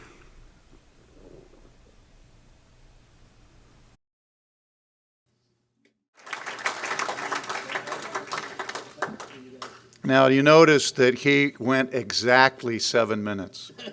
I mean, exactly, which is why he went first, so that he could model it for everybody else tonight. So the next man up is Mr. Rick Broniec, who became a member of the Founders Circle of Honor 10 years ago, and is very, very widely known and respected in the project. He is going to introduce Henry Thurman. Wow. Thank you.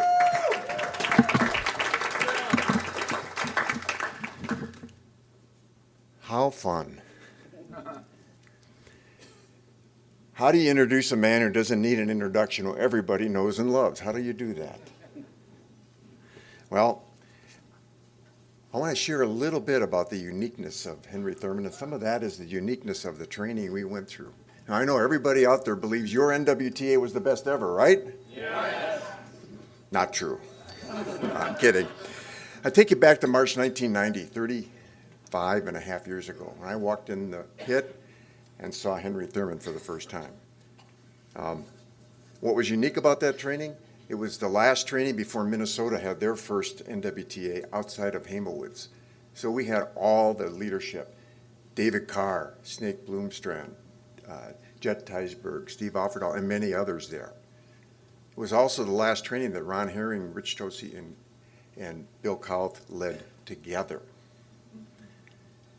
Imagine having Rich Tosi on the wall, Bill Kauth leading mission, and Ron Herring leading the gift. I don't have to imagine it. I experienced it. There were 24 of us initiates, including Henry, who of course was the only black man in the container. And I'll never forget his reaction to the intro to guts. Somehow in those days, staff decided they were going to demonstrate guts to the initiates. I see you laughing, Joe. So they prepped one of the staff guys in the back room, and he comes out breathing fire, right? And he's going to do some father work. His father was an initiate in the training, so he picked his father to play his father. I'm not kidding. True story. We don't do that anymore. And if you can imagine, it was a wild, raucous, and crazy process. You were absolutely right. And Henry turned to me and Don Jensen, another man that was on that training, and he said, and I'm going to paraphrase this because the words weren't quite as clean as they're going to come out. I ain't doing this shit. I know the police are going to come and they're going to arrest my black ass and throw me in jail. That's when I fell in love with Henry Thurman. Seriously. I'll also never forget on that training we did guts till 4 in the morning. And after our initiation ceremony, the sun was rising in the east. Again, true story. Later that day on Sunday, the staff came around and said to us, this is a very special day. The 500th warrior has been initiated on this training. 500. Can you imagine? That's true. Bill Kauth led our I group. And Henry and I were in I group together for 25 years. I got to know this man who was deeply committed to his community and to his culture.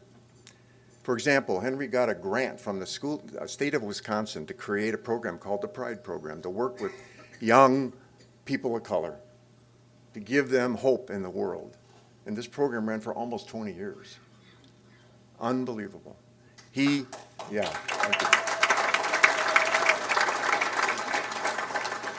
the Herring Award for that, by the way. He may be one of the only of us that's a double awardee.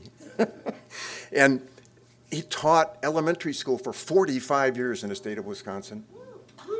30 of those as a kindergarten teacher.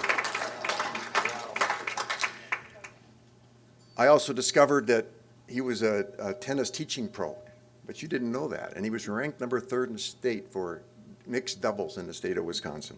He has a black belt in karate. He has, for many, many years, coached the Special Olympics, tennis and basketball, including at the national level. This remarkable man also works every week at a food pantry in Milwaukee, serving the needy. Thank you. Henry's MKP resume, of course, is unbelievable. He's been a full leader since the early 1990s, led over 200 trainings. He's a leader trainer, a multicultural trainer, a co-creator of the BSDT, which morphed into ST1, a co-creator of I&I, A Day at the Pond, Head, Heart, and Soul, Crossroads, and recently the Unpacking Power, Privilege, and Difference, UPPD. Henry's also led many, many trainings on the reservations in Pine Ridge and Edmonton. His work in the area of multicultural awareness, both inside and outside MKP, is absolutely legendary. He's a strong advocate for those without privilege in the world. And I might add, he kicked my ass to start doing my multicultural work many, many times. I got the message.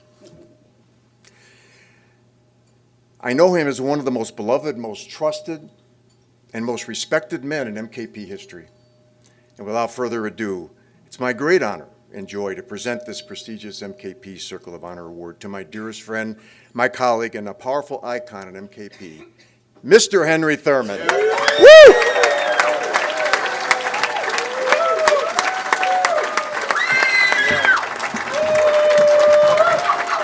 Henry, I'll take the off your hands in a moment. We'll do this slowly so we can get pictures. Look at this. Yeah. Congratulations. Thank you. Congratulations. Well, I don't know what to say after all that. Truly an honor to receive this prestigious award, along with this fine group of men, and you heard about the men earlier. A few months ago, I got a call from Rich Tosi. It was actually a voicemail. And when I saw the voicemail and knew it was from Rich Tosi, I panicked. I had just led an NWTA training, something else. Shit, what did I mess up now? So I waited about 3 hours before I called him. And what it was about was Rich was sharing pleasantries about the old days and whatnot. And then he asked if I had heard about this award. I said no, so he told me about it. And when he had told me I was a recipient, he could feel in my voice that it meant a lot to me. Then I was told I was supposed to do a speech, and I don't do that. I don't do that. So I wrote about 12 different speeches, and I told a buddy what was going on. He says, well, do AI. And I said, say what? He goes, AI. He said, I forgot you don't do tech stuff. So he said, I'll tell you, there's 4 different speeches you can give. 1, the one that you write. 2, the one that you give on the way to the speech. 3, the actual speech. And 4, the speech you would have given. So I don't know what this is going to look like, so this is it. My journey to MKP was a strange one. A lot of times on the weekend we talk about honoring the man who invited you. Well, mine was a dare from a woman. I had just reconnected with this woman, and she told me that she was a woman within, and her husband had gone through the warrior training, and she thought it'd be good for me. I said, okay. So she invited me to a graduation, which was at that time in Milwaukee, downtown at the Pfister.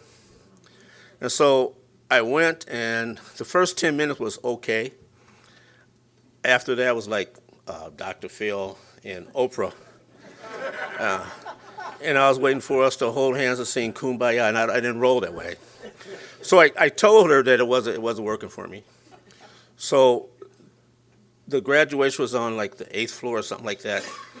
Elevator coming down, and she throws me under the bus. She introduces herself, tells him my name, and he says he doesn't believe what you guys are talking about, and I think you're full of shit and a whole bunch. So I'm looking at her, and so all of a sudden I get jumped with, so what's at risk if you check us out?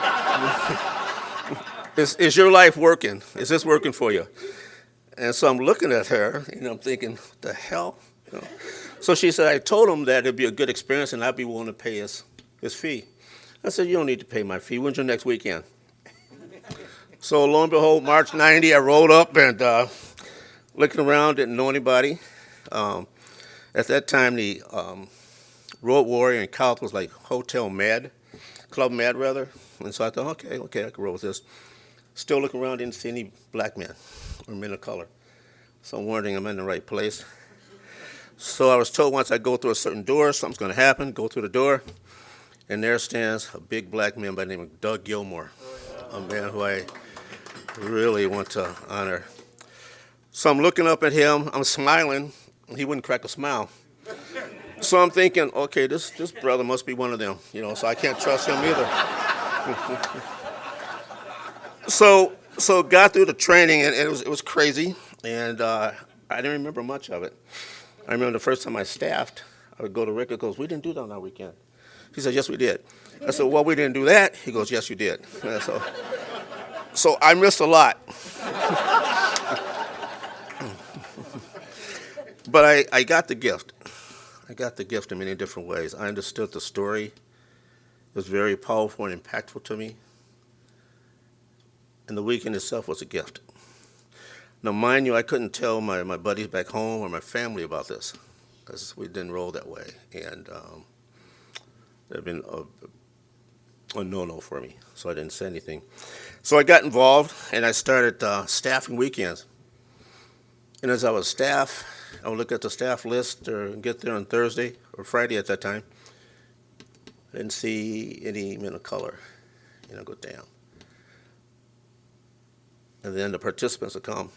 I didn't see any black men or men of colors down. And then a few times where one did show up, it was like, yes! Finally. Sad to say they didn't stay around.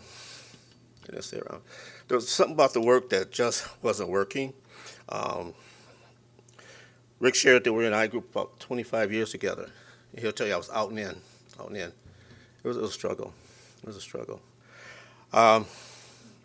So with that, I knew that something had to change.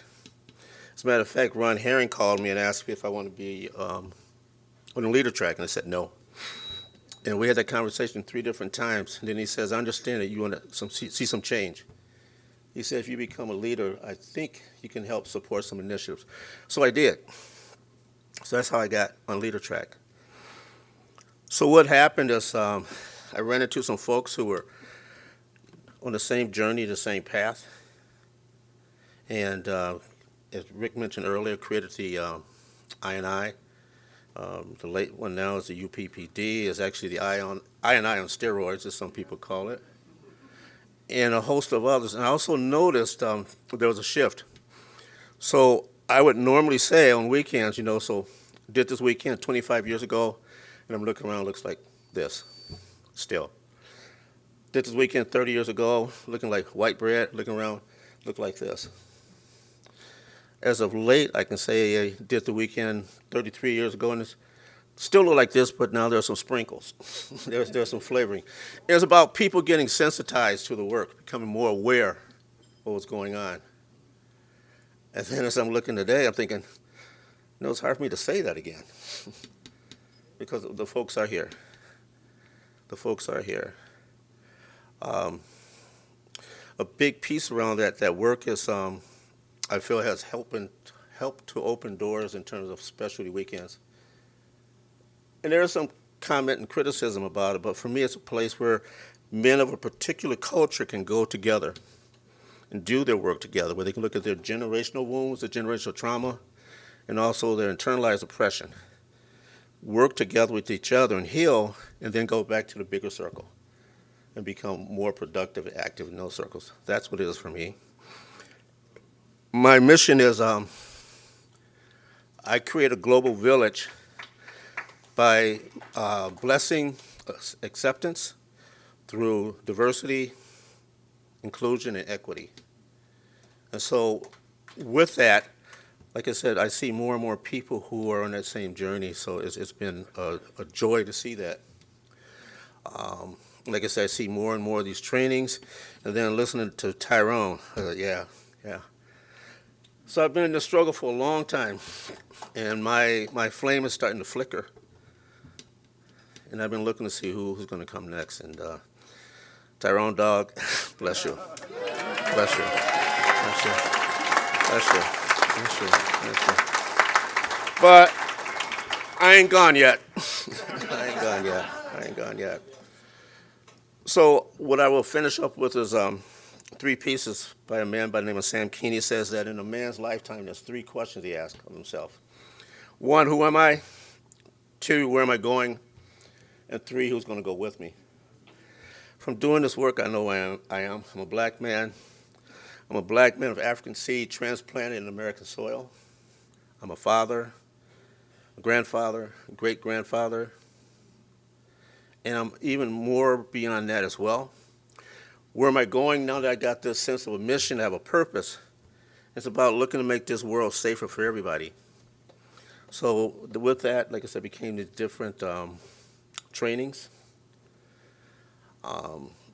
And a lot of times I won't do anything unless it's in line with my mission. So I feel very strongly about that. And fearful. And fearful. Yeah, and I'll say it again, and fearful. Who's going to go there with me?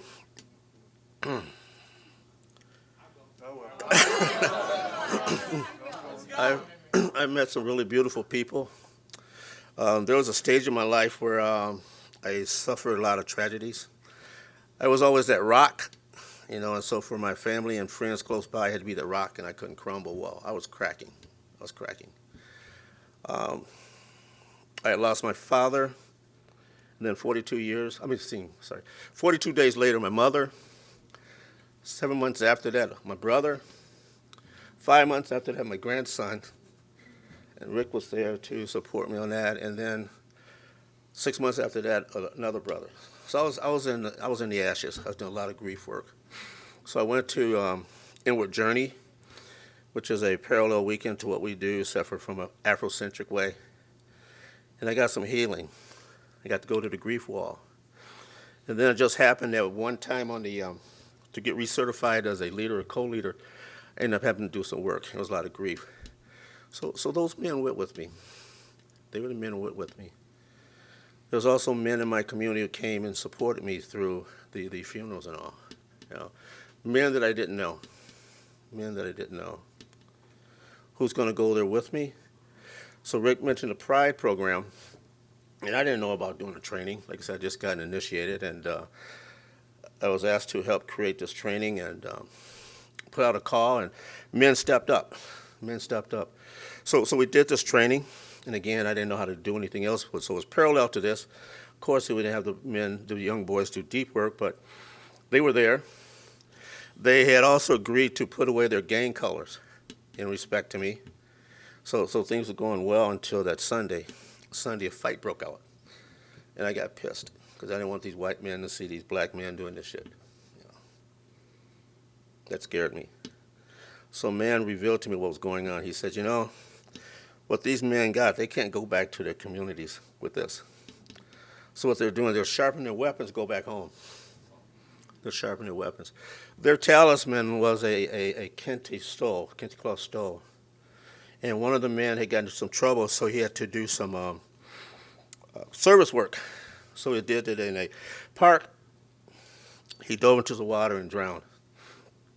Shortly after that, they had a graduation for this young man at a high school. In his casket, his talisman was there. It's open casket, his talisman was there. And then all of a sudden his girlfriend wanted, so she took it. And then at the end, the second showing of this young man's body, it was full of kente cloths. These men were honoring a fallen brother, a fallen warrior. So these men were doing their own initiation, quite different than ours, but they thought they were doing the right thing. You know, so I learned a lot from that. Learned a lot from that. Like I said, all in all, I've been blessed with this work. It has saved my life. It's taught me to be a better teacher. As a matter of fact, when I went through, I was teaching 6th grade, and the kids picked up on something. Something was different. And then, lo and behold, they got me back where I guess I wasn't acting right. They go, Mr. T, ain't it time for you to go on one of those trainings again? And so it's like, oh, okay, I get it. So they got it. They got it. Yeah. So, like I said, I'm so blessed in this work. I've been able to do a lot of traveling, meet people, things that I would never thought I could do. I grew up in Milwaukee, zip code 53206. There's a documentary about it. It's the area code where it has the highest population of incarcerated black men in this country. That's where I live. That's where I came from. And my work is to change that. The difficulty is how to get that work in there. You know, it's a struggle for me to present it. It's a struggle for them to hear it. But I'm hearing that other communities are doing such things. So hopefully that ripple, will come this way as well. So with that, again, I say thank you. It's been an honor. And as I said, I'm not done yet.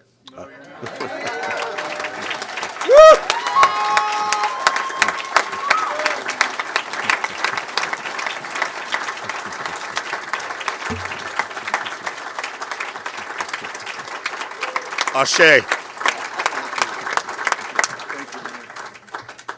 Thank you, Henry. Robert Powell is going to introduce John Gaughan.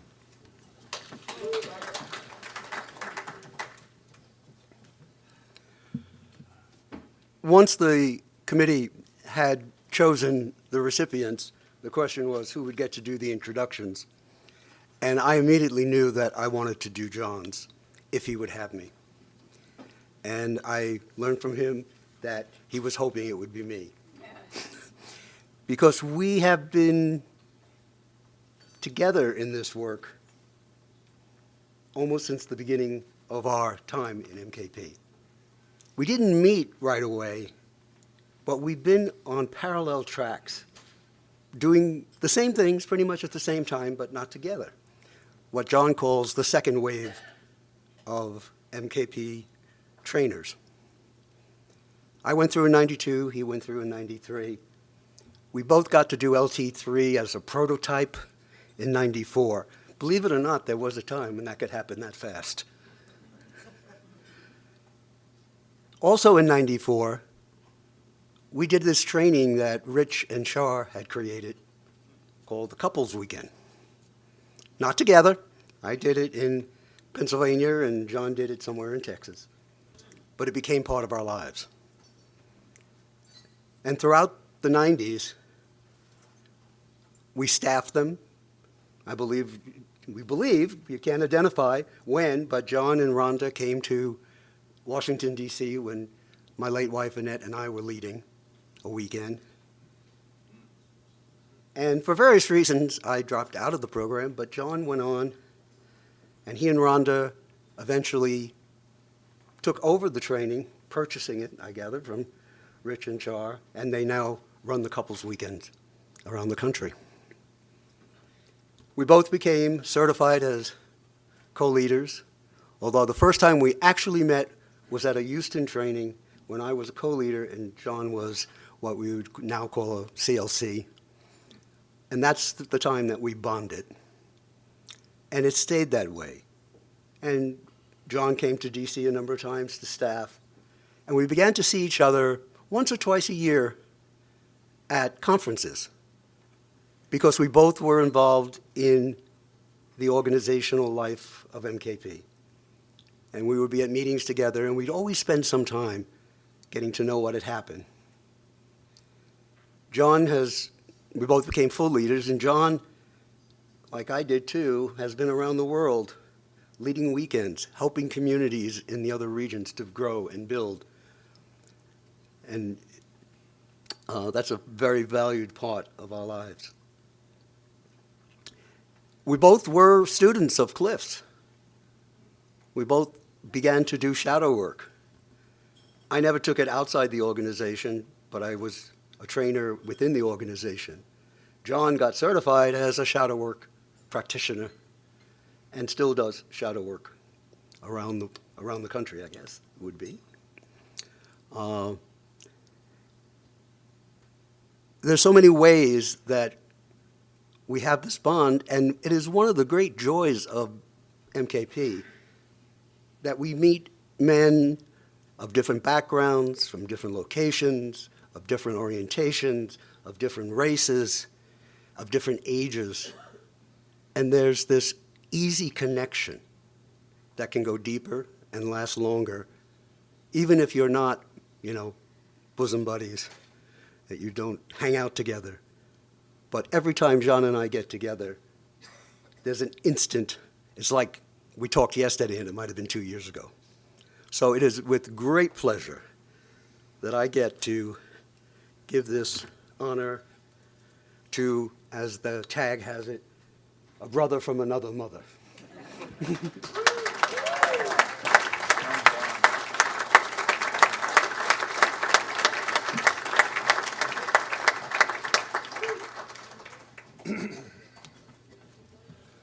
Thank you, Robert.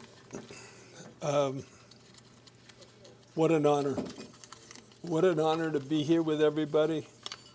And there is sometimes I pinch myself to say just how lucky I am to have found the ManKind Project. Yeah. As much as I push back that I didn't need this work. Yeah, it started in Houston. I was in therapy, and I had 5 minutes. Are you kidding? No way. I was in therapy, and the therapist, it was a men's group, and he was a warrior. And he kept saying, you really should go away on this weekend. And I honestly didn't think I really needed the weekend. And still on denial. I ended up going to the weekend, but just prior to that, I was working with children, and they on a weekend that they grieved. They lost a mother or a father through divorce or death. And my wonderful wife, Rhonda, brought her 2 sons to Houston, and her youngest son, Cody, was in my group. And he sat on my lap, and it was like I knew he was looking for a dad, and that was the start. But what the motivation and what I learned in that was that children from the age of 6 and 7 to the age of 12, and that's what I was working with, all took on the responsibility of the divorce or death. And that just broke my heart. That broke my heart. I didn't know what to do about it, but it was inside churning. And I kept doing the weekends. And then when Rhonda and I started dating, she came in with doing the weekends with us. And then I went off and did MKP. And MKP was the other side of the coin of life for me. Because I really didn't know service. I knew I was an entrepreneur. I knew business. I knew getting, collecting, but I didn't really know giving away or serving. And what an awareness through life it was for me. I had phenomenal mentors all through MKPs. In Houston, a lot of you know Stan Goss, Tom Hopwood, Steve Beach, men who just took so much time to support me in my growth. I don't know what it was about them, but they were so generous. And then Rhonda and I, we discovered, well, she went off and did Women Within, and I was doing Warrior. Hey, we better do something about our coupleship. So we went and did Rich and Char's Weekend, as you heard, and it flipped our life. We were in love. I mean, we weren't in the broken stage. We were just married and love and lust and all that good stuff, and it was great. And Rich and Char turned out to be two of the kindest, sweetest people that we had met, and were so generous. We came back, we helped create Couples 2, and that was fun. And all the while, this warrior work was helping me become the man that I never knew. I never knew this man. I thought I was pretty smart. I thought I knew I was an 8, so I was a challenger. That was my New York coming out in me. But I can tell you the kindness and the love. I remember on my weekend when they went to an affirmation for our mission. My affirmation was, as a man among men, and boy, did my chest swell when I heard that, as a man among men, because I didn't feel like I was among men, ever. I am love. And boy, that's true for me today. That is true for me as a motivator and a belief of who I am as a man. As a man among men, I am love. Yeah, thank you. I had many mentors, way too many to really tell you about. Besides Rich and Char, certainly Cliff Berry, who you saw earlier. Cliff and Vicky have been incredibly kind to Rhonda and I, and we've taken their work along with Rich and Char's work and made it part of our mission of life. How could we help others? And there are men like Michael Irwin, Christophe Dupierre, men like many men who are willing to tell me the truth to my face. Tell me the truth about, I am so excited to be around people like that, as opposed to, in my earlier days, all the yes people. All the yes, yeah, and with a smile. So I remember a weekend, I was chair of the Houston community, and we were going and blowing, doing great jobs. And I called Rich, and I said, Rich, you got to come down, and you got to come on this weekend. And you remember the weekend you came? Yeah. Okay, so you got to come down. We have a big weekend going. We have 48 initiates. Wrap up. What? So we have 48 initiates. We have a monster staff. So Rich comes down, and we're at land of my grandfather's, and we have 4 carpets in one room going. And all of a sudden, in the middle of that, I look up, and Rich is running out of the pit, grabbing 1 or 2 liters, and tears are just coming down his face. And we get out, I go running outside, and what's wrong? What happened? And he goes, I never thought we could do that. I never thought we could do that with that much attention and that kind of quality. And I will tell you that it's come to me through a lot of good men and women. The richness of life has been the time I have spent with Rhonda and raising our 4 children and our 8 grandchildren. And what this has given me is a focus of my family is different. I grew up in an Irish Catholic alcoholic family, and we're not that anymore. We're not. We're totally different. Yeah. And for that, I'm so proud. All of our children, Rhonda's a woman within leader. She's also, our daughter's a woman within. Our 3 sons were all warriors. And brother-in-laws, sister-in-laws, family. I'm so grateful for the opportunity to have done this work and to have known men like all of you.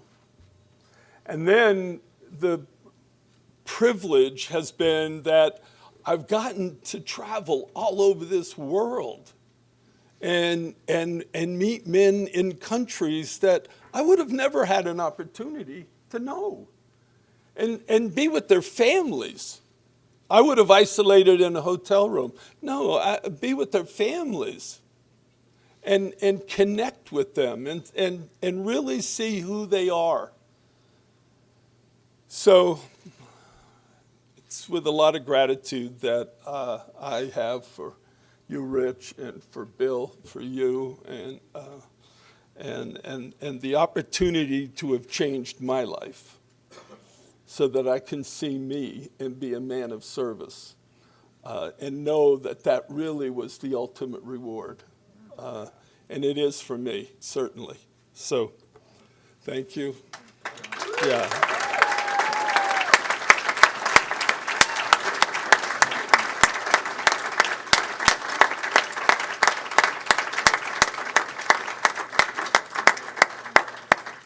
Thank you, John. As you notice, each of the men are being honored with a medallion that is the Founder's Circle of Honor medallion. And on the back, it's got their name inscribed and then the place and the date where we're doing this. And in addition to that, they get this beautiful certificate, which apparently John didn't like very much because he left it up here. Oh, thank you. There you go. Rich Tosi is going to introduce Eugene Oppelt.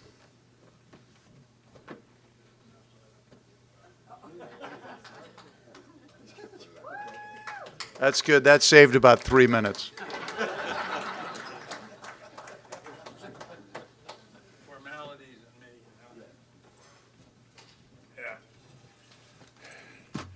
Yeah. Oh, I've been here before already tonight. Yeah.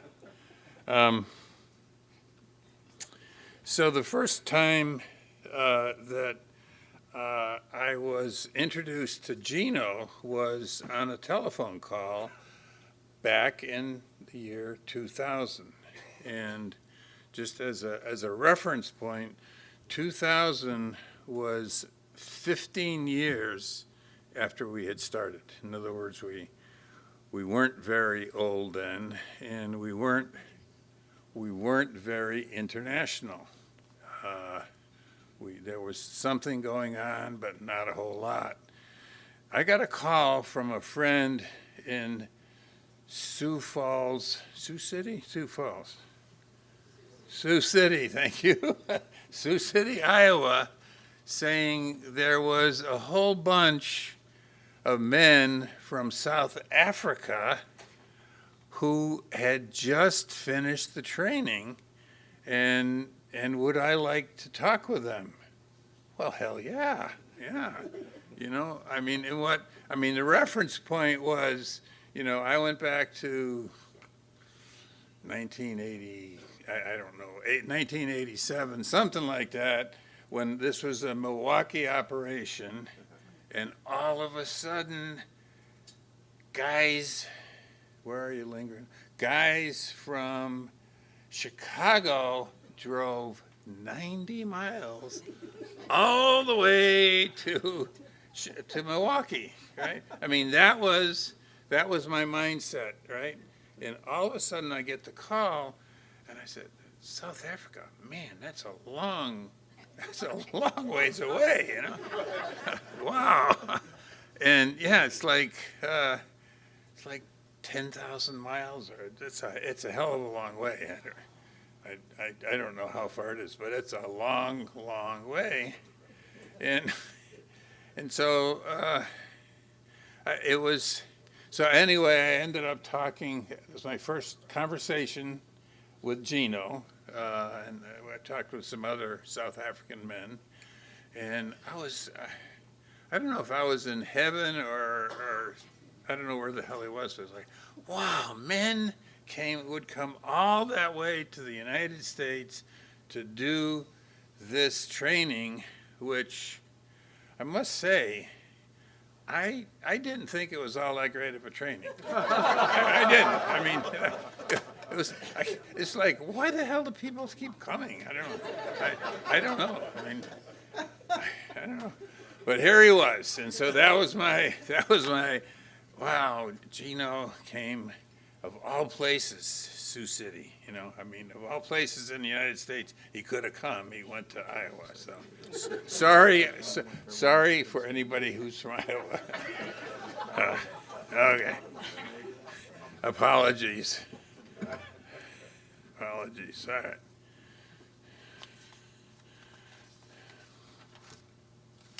So next time, I was invited to South Africa in 2009 to lead a warrior training there. And I was super, super excited to be the leader, full leader of a new warrior training in South Africa. And I was all set. And then I found out that there was a man, a South African man, who had just been certified as a full leader. And I'm thinking, that's my job. No, it's not my job. So I talked to Gino, right? And I said, you know, are you ready? He said, hell yeah. So I happily and graciously said, Gino, you're now the full leader. I'll become a co-leader. I was rewarded because I was deeply rewarded because he ran a weekend as if he had been doing it for 10 years. And so, yes, did I tell you that? I mean, you were that, I mean, you impressed the hell out of me. You did. And so we didn't. I left with this impression of there's an amazing man in South Africa, and we kind of lost track of each other, I think, and then there was time, as has been mentioned, we sat around literally for almost a year, going over lists of men and did they meet the qualifications, and it's almost a painful process, as those of us who've been through it. You know, it's like, well, I don't think that guy is that guy, and so it's like, you know, that damn Gene Oppelt, I think he's one. I think he's one of them. And then what happens in the process is the more we look, the more it was like, yeah, he should be honored as a Circle of Honor member because of what he's done in South Africa. And I was talking to him one time, and he says, "Yeah, I'm going to Sweden." Like, okay, so he's spreading his love and genius, not just in South Africa, but around. So, with that, Gino, would you please come up? And let me put this on you again. I knew I wouldn't. Uh-oh. I know, okay, got it. So I knew I wouldn't forget it if I put it on you already.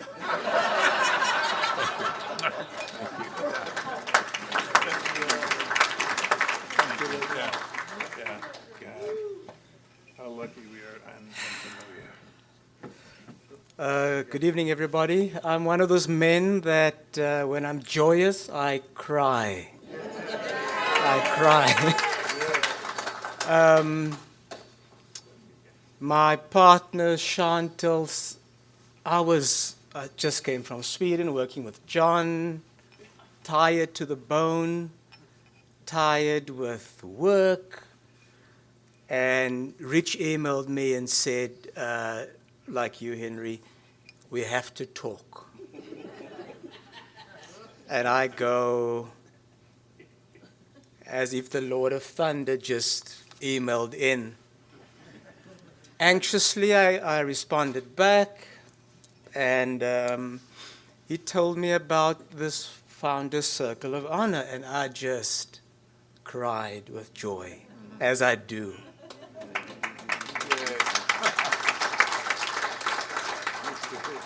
And then I was a big baby, and 2 weeks ago I emailed Rich, George, 4 of my mentors, and said, I don't want to take this trip. It's difficult in the US right now. There's pain.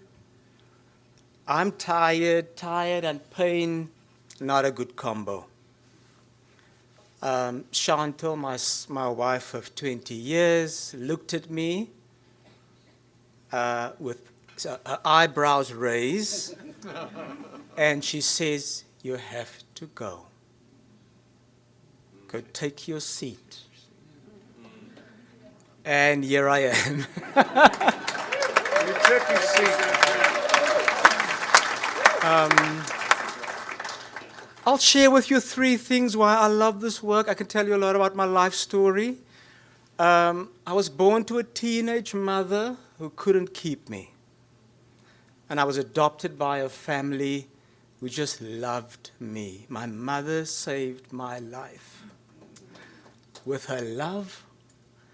And through apartheid, tear gas in my classroom, failing a few grades at school, I somehow came through. Then at age 29, I heard the drumbeat from Sioux City, Iowa. The Midwest.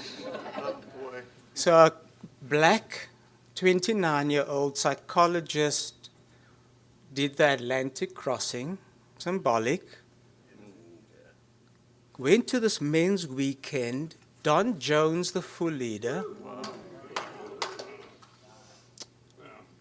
Bud Wheeler, Snake Bloomstrand, David Bowley, co-leaders. Some real, my heart broke open. Then I knew, again tired, this has to be passed on. So I've got 3 African proverbs that help me guide my servant leadership, because all of you men will know, going to a weekend to staff, to lead, to cook food, you go home exhausted. Service hurts. The first proverb that guides me when I'm tired: the child that is not embraced by the village will burn it down. I have to go and initiate men. So a child, our sons and daughters, can get the love they need and not burn the village. I have to get up. I'm leading a weekend in Cape Town in a few weeks. I'm already dreading getting up, leaving the comfort of my home to go stay in a wooden cabin, but I have to keep our children from burning down the village to feel its warmth. Thank you. Thank you for doing that. Number two, another African proverb. Alone I go fast. Together we go further. What MKP have taught me is community. Now, South African community is so fractured, a little bit like blue and red, but a whole lot of other stuff as well mixed in around class. But you know the feeling, because it's all the same stuff. Pain is pain. And MKP have helped me to build community, stay in community, and keep on building community. Because as it builds, pieces fall off, and we have to keep on building. The journey continues. So that also gets me up when I'm tired to the bone after 26 years. I have to believe that together we go further. I had a big fight at an international leader body meeting yesterday. I brought a little bit of heat and said, let's keep on talking. Let's not fracture as regions. Let's stay globally in brotherhood.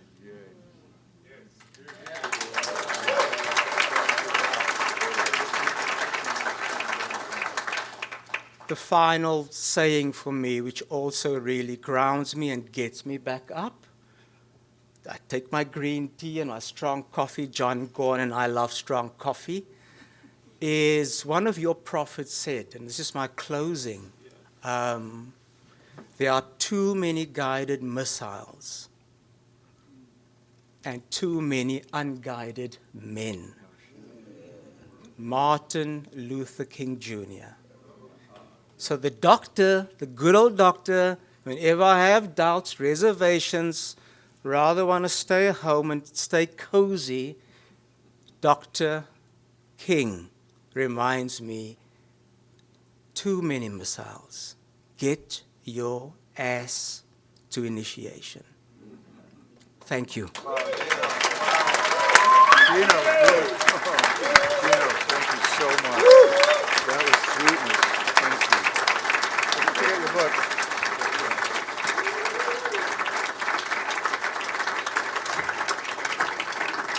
Thank you, Gino. I just discovered Rich Tosi's secret book. He left it here on the podium. It is now going into my closet. Thank you. I don't know how you guys are doing, but my heart is wide open. Thank you.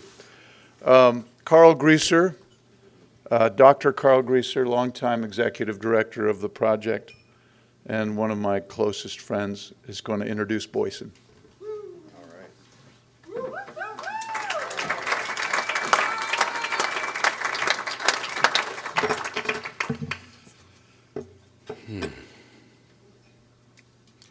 Boy, I can't see much from here. It's been a long time since I've stood before you all. Carl Griesser, Wonderlion. Haven't junked that name. February 97, Northwest Center. I served as executive director of MKP and then MKPI and MKP USA from 2001 to 2011. That's 5 times longer than anyone else served in that position. And that gives me a unique perspective to introduce Boysen, the next man to join the Founders Circle. Boysen has served for 14 years as a staff member of the project, so he has outlasted me. And standing at the center of this organization requires a rare combinations of perseverance, stubbornness, commitment, grace, and compassion, all of which Boysen embodies wonderfully. And we're really lucky to have his wisdom and his leadership. Boysen was initiated in April 2004. His mission is to transform culture by designing change, building bridges, and co-creating space for connection. He's been doing that for the project since 2006 as a volunteer, and beginning in 2010 as our Communications and Marketing Director, and since 2024 as our lead organizational circle lead, otherwise known as an Operations Director. When I first met Boysen, he had a sparkle in his eyes and great ideas about how to bring MKP and men's work into the 21st century. Today, his hair is no longer black, but he still has a sparkle, and in the intervening years, he has helped transform not just how we're seen by the public, but who we are. Boysen led us through two major rebranding efforts, redesigned our web presence, PR, and marketing, and helped us respond to damaging press in 2007 and 2008. Beginning in 2013, he was instrumental in creating our first online events and trainings, leading directly to the development of the Men's Work Intro course. As Jim Mitchell almost said today, after Boysen's work, he could finally send people to our website without being ashamed of our broke dick organization. Wow. True.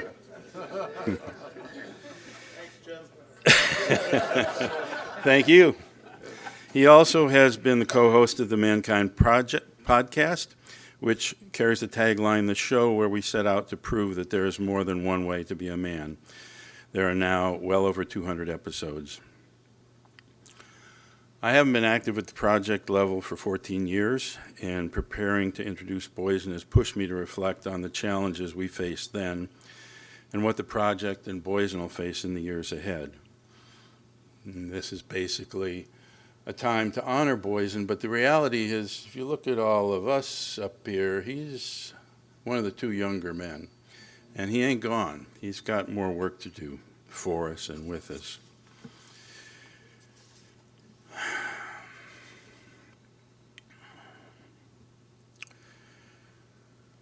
Every organization and the people who lead it have certain challenges to face. In my time, one of our challenges was to decide who we were and who we were for. This has been touched on earlier by Bill in some ways. He and I are both from Ashland, but and we share a love for MKP, but we see the world in some pretty different ways. As a group of mostly white, straight American men, we eventually were dragged, sometimes kicking and screaming, to the realization that we needed to make ourselves, our trainings, and our organization safe for men of color, gay men, men who weren't born in the U.S., and eventually trans men.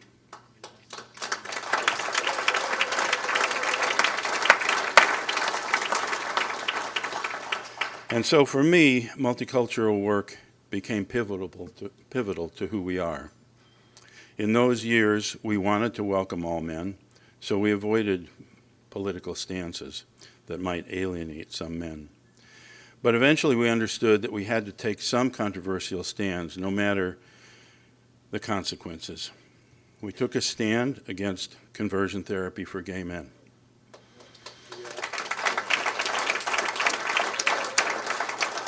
We took a stand against abuse, which Boysen was instrumental in focusing. And we took a stand to accept trans men on our training. For me, these choices are now central to who I think the MKP, the ManKind Project, is about. So my question for Boysen, for all of us, for myself, is who will we be and where will we stand in this world today? Thomas Griggs, who has helped us through many of our deepest conflicts, advised me against using the F word in mixed company. But as before, I don't always listen to Thomas. And that word is fascism.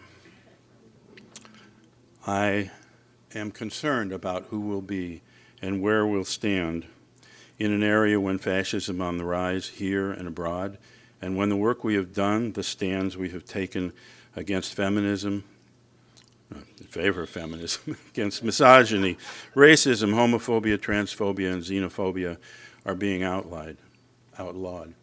Who will be Where will we stand? Thank you. Boysen? All right.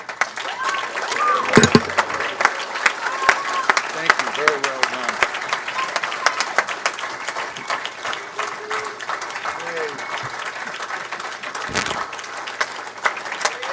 I'm happy you said that.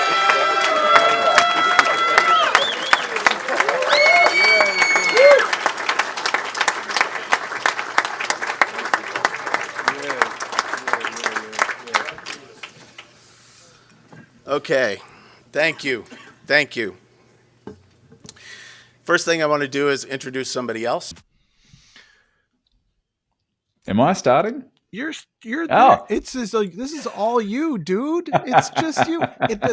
The camera is focused on you. Oh, right. Everyone's listening Hello. to you, Brandon. Got you. Okay. Well, howdy. Welcome. G'day. Nice to be with you. My name is Broniec, co-founder and co-host of the ManKind podcast, the show where we break the molds of modern manhood that prove there is more than one way to be a man. And if we've done our job correctly, half the audience would have recited that just now. And if they didn't, well, Boysen, you're the one in the room who has to deal with that awkwardness. So, but I just wanted to share my appreciation to this incredible organization. This work changed my life. In fact, it was introduced to my life when my dad went through the weekend in 2002.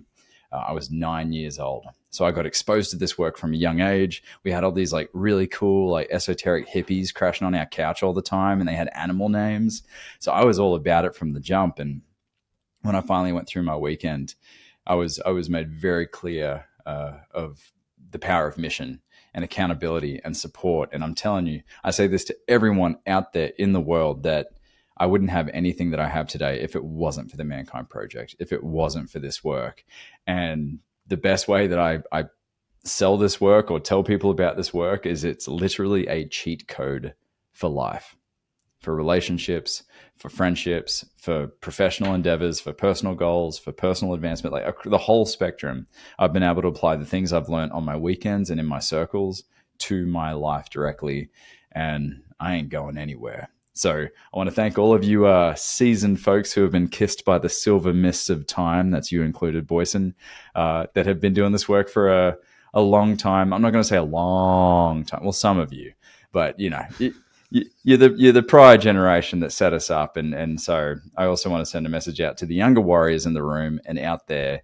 Keep doing it. We got to keep beating the drums and getting the word out there, because this work changes lives. It's changed mine. I've witnessed the Chattanooga community grow like crazy. Our Impact annual mental health event, which happens every year, just grows and grows because of this work. So just get the word out there, keep doing your work, and yeah, listen to the ManKind podcast. Thank you very much. In fact, everyone in the room, open your phone and go to iTunes and give us a 5-star review, and on Spotify as well. Come on, people. It's free. It's free. That's all. Thanks, Brandon.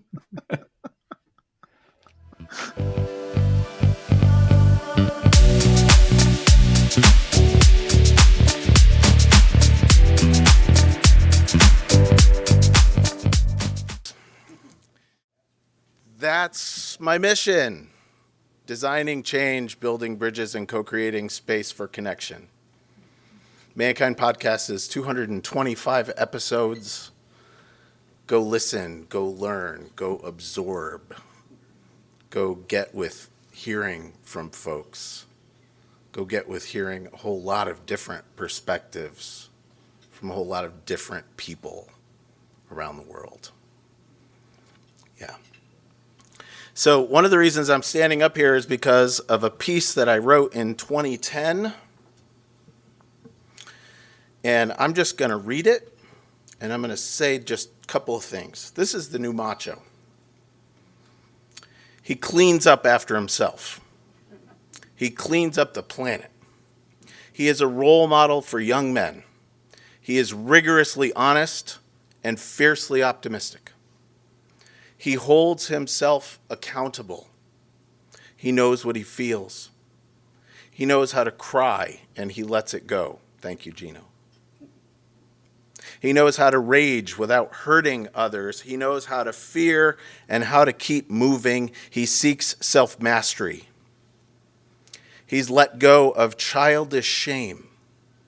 He feels guilty when he's done something wrong.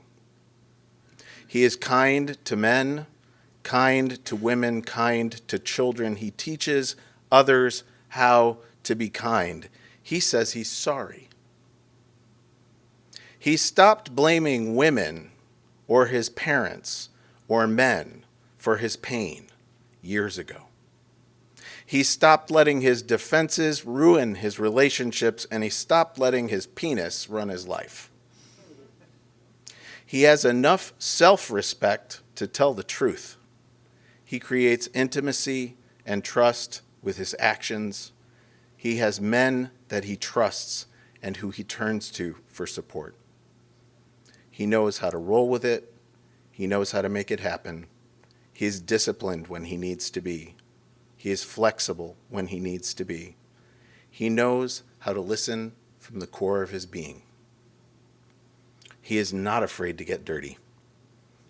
He is ready to confront his own limitations and his own beliefs and his own cultural shadows that he inherited, but he carries with him and projects onto everyone he meets.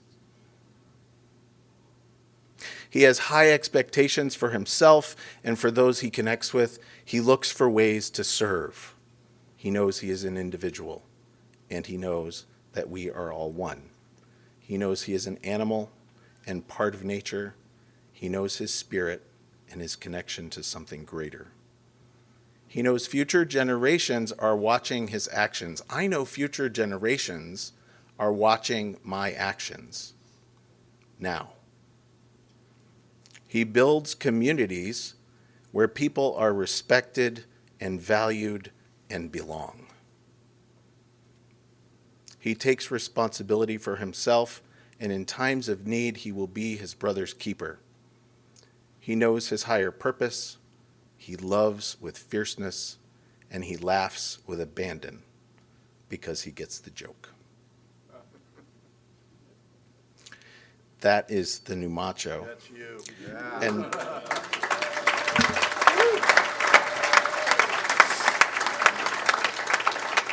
And that's why I'm standing up here today. I am a designer, and I have been a designer, and I am also an adventurer, and I have been an adventurer, and one of the adventures that I have taken on in my life with my wife of 20 years is as an adoptive parent. And we didn't meet our kids when they were babies. We met our kids when they were 10 and 7. Our kids are Afro-Caribbean, meaning their parents were from Puerto Rico. My kids are 21 and 19 today. I've learned about racism because I've been called out for mine. Sometimes accountability feels like attack.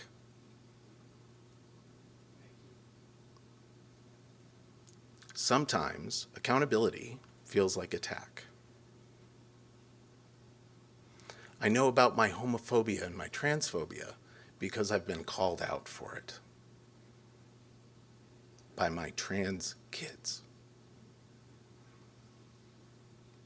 Sometimes accountability feels like an attack. Can we, as Jim Mitchell said tonight, grow bigger in our understandings of who we are together as people? Can we be that? Can we grow into that? I had a long speech. And what I'm going to do is I'm going to hit a couple of pieces of it. In 2012, I went to a thing that some of y'all have participated in called a Mondo Zen silent 6-day retreat. Anybody Mondo in the room here? Day 3 of that retreat, I'm sitting on a cushion. My back is screaming, my knees hurt. I can hardly breathe. I'm on the edge of tears because the pain of sitting for 3 frickin' days. the pain of being in that space. And then for a moment that I don't know how long it was probably just a mere number of seconds, right? I had an experience of something so vast and so dark and black and empty, I was terrified. If this is what's on the edge, if this is what's out there, what the hell is the point of any of this? That nihilism, what is the point of any of this, rose up. And I sat in that moment. And I don't know how long I was in that moment. And then something changed. Maybe it was just like pattern of light on the floor, right?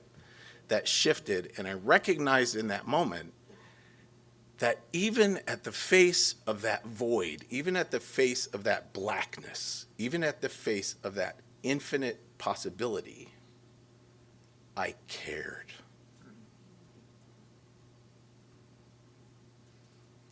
I cared in that awareness.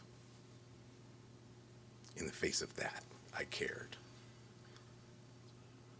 So why talk about this, right? Why talk about that pain that I went through?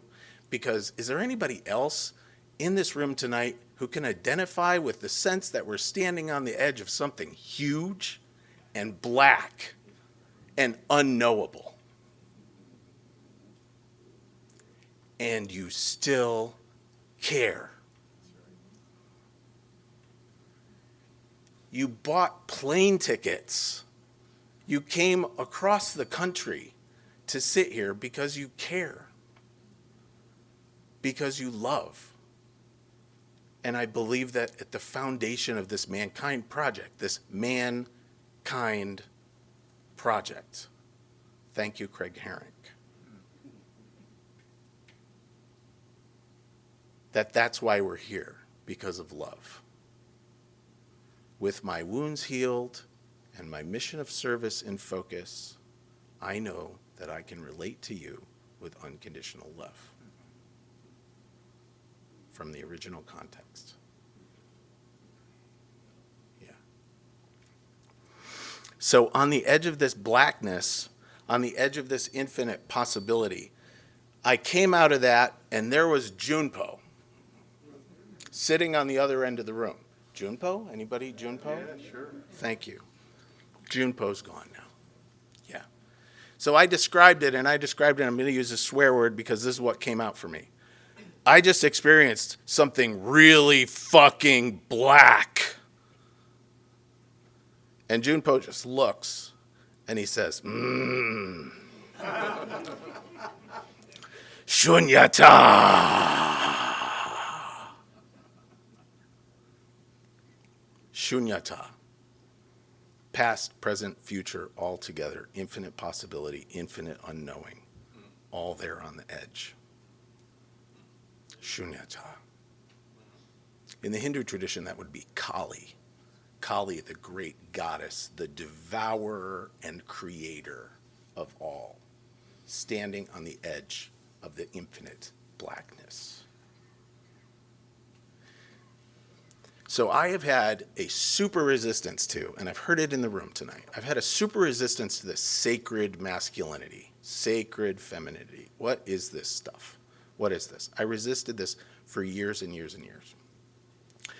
And just in the last few years, as I've continued to read and continued to deepen and continued to look at my own shadows and continued to explore all of this, I've gotten this understanding that's come to me that sacredness is not something out there. Sacredness is not something static. Sacredness is not something you can inherit. It's not something that you can go find. It's something that you make. It is a function. It is an action that we take. It's an action that I take. So in understanding this work, in understanding where we're headed, in understanding where we're going together, and I sure as fuck hope we're going together, all of us, What I want us to imagine is in that breath of, on the edge of that great unknowable darkness, that great infinite possibility, that you can stand next to me, and with those soft fingers in this human body, that we can create the sacred together. That we can make something sacred together.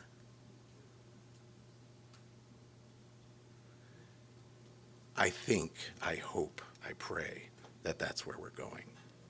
Because we are an organization that for 40 years has been men helping other men to become better men by invitation. And that invitation to come, I will stand next to you with the burden that you carry, that secret hidden pain, that burden that you carry. I will stand next to you, and together we can weave something sacred. And together we can feel that love that is my deepest understanding of what my awareness of the world is, my deepest understanding of who we are as humans.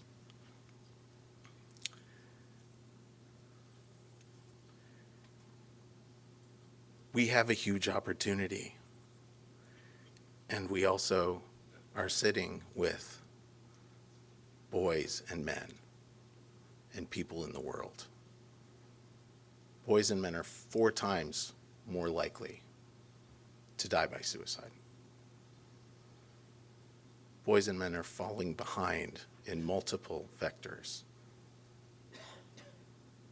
Boys and men are responsible for 95% of the violent crime in the world and over 95% of the mass shootings that happen in the world. If we do not initiate the boys, they will burn down the village to feel the heat. Come stand next to me and create the sacred. I want to acknowledge. Volume up. Talk louder, my voice is a little rough.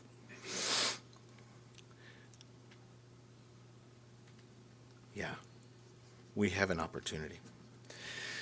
I want to acknowledge this beautiful place around us.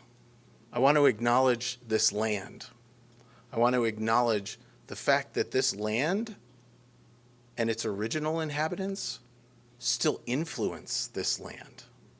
Their presence is still here. Their presence is still felt. I want to say again that I acknowledge the sky and earth people who are here with us tonight. The 5-finger people. Some of us got something earlier in the men's group.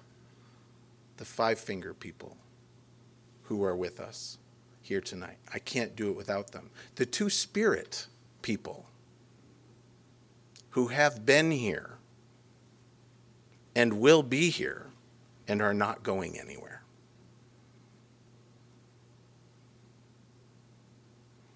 One little human race.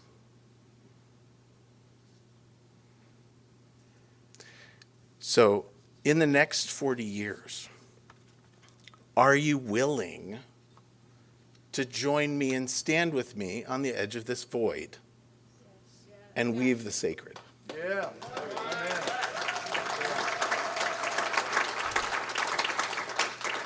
Are you willing to stand with me and take that fiercely optimistic position in the face of so much pain? Yeah. And are you willing to be, through your person, the invite into this awareness, this love, this connection? Yes.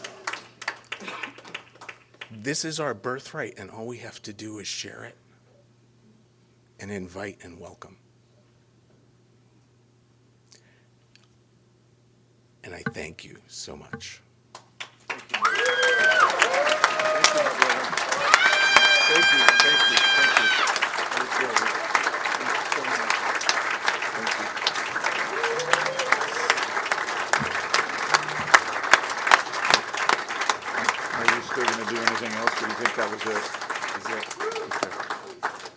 Thank you, Boysen. I want to acknowledge a couple of men who we forgot to acknowledge earlier. So before I do that, one last round of applause for the men who've just received their medallions. Thank you, men. They're going to walk very carefully off the stage.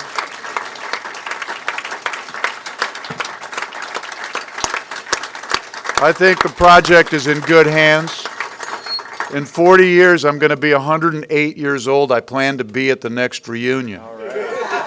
That's my intention. There were some men in Tucson who served you this weekend. The men from Tucson who are still here, still serving you, I just want to acknowledge you for what you've contributed to make the weekend happen. Thank you so much, men.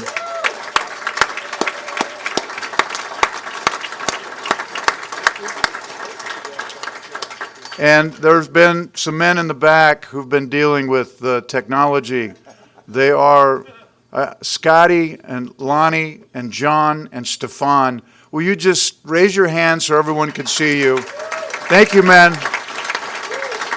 That is thankless, difficult work. Thank you. All right, we're going to take the stage right, and Rich is going to lead us out.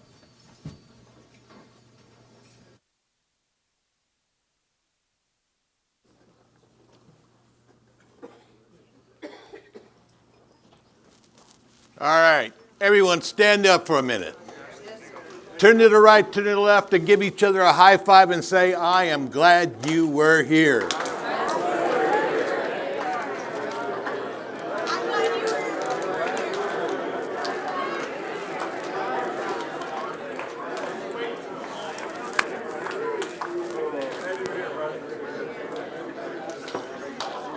All right. Take your seat for 1 second. We're going to close. They're going to close. As we close this 40th anniversary celebration, I invite you to pause, breathe, and feel the strength of this circle. May the wisdom of our founders guide us. May the bond of brotherhood sustain us. And may the fire of our commitment carry us forward. Let us walk from this place as better men, better fathers, better leaders, and better brothers. The circle remains unbroken. Travel safe, and the journey continues.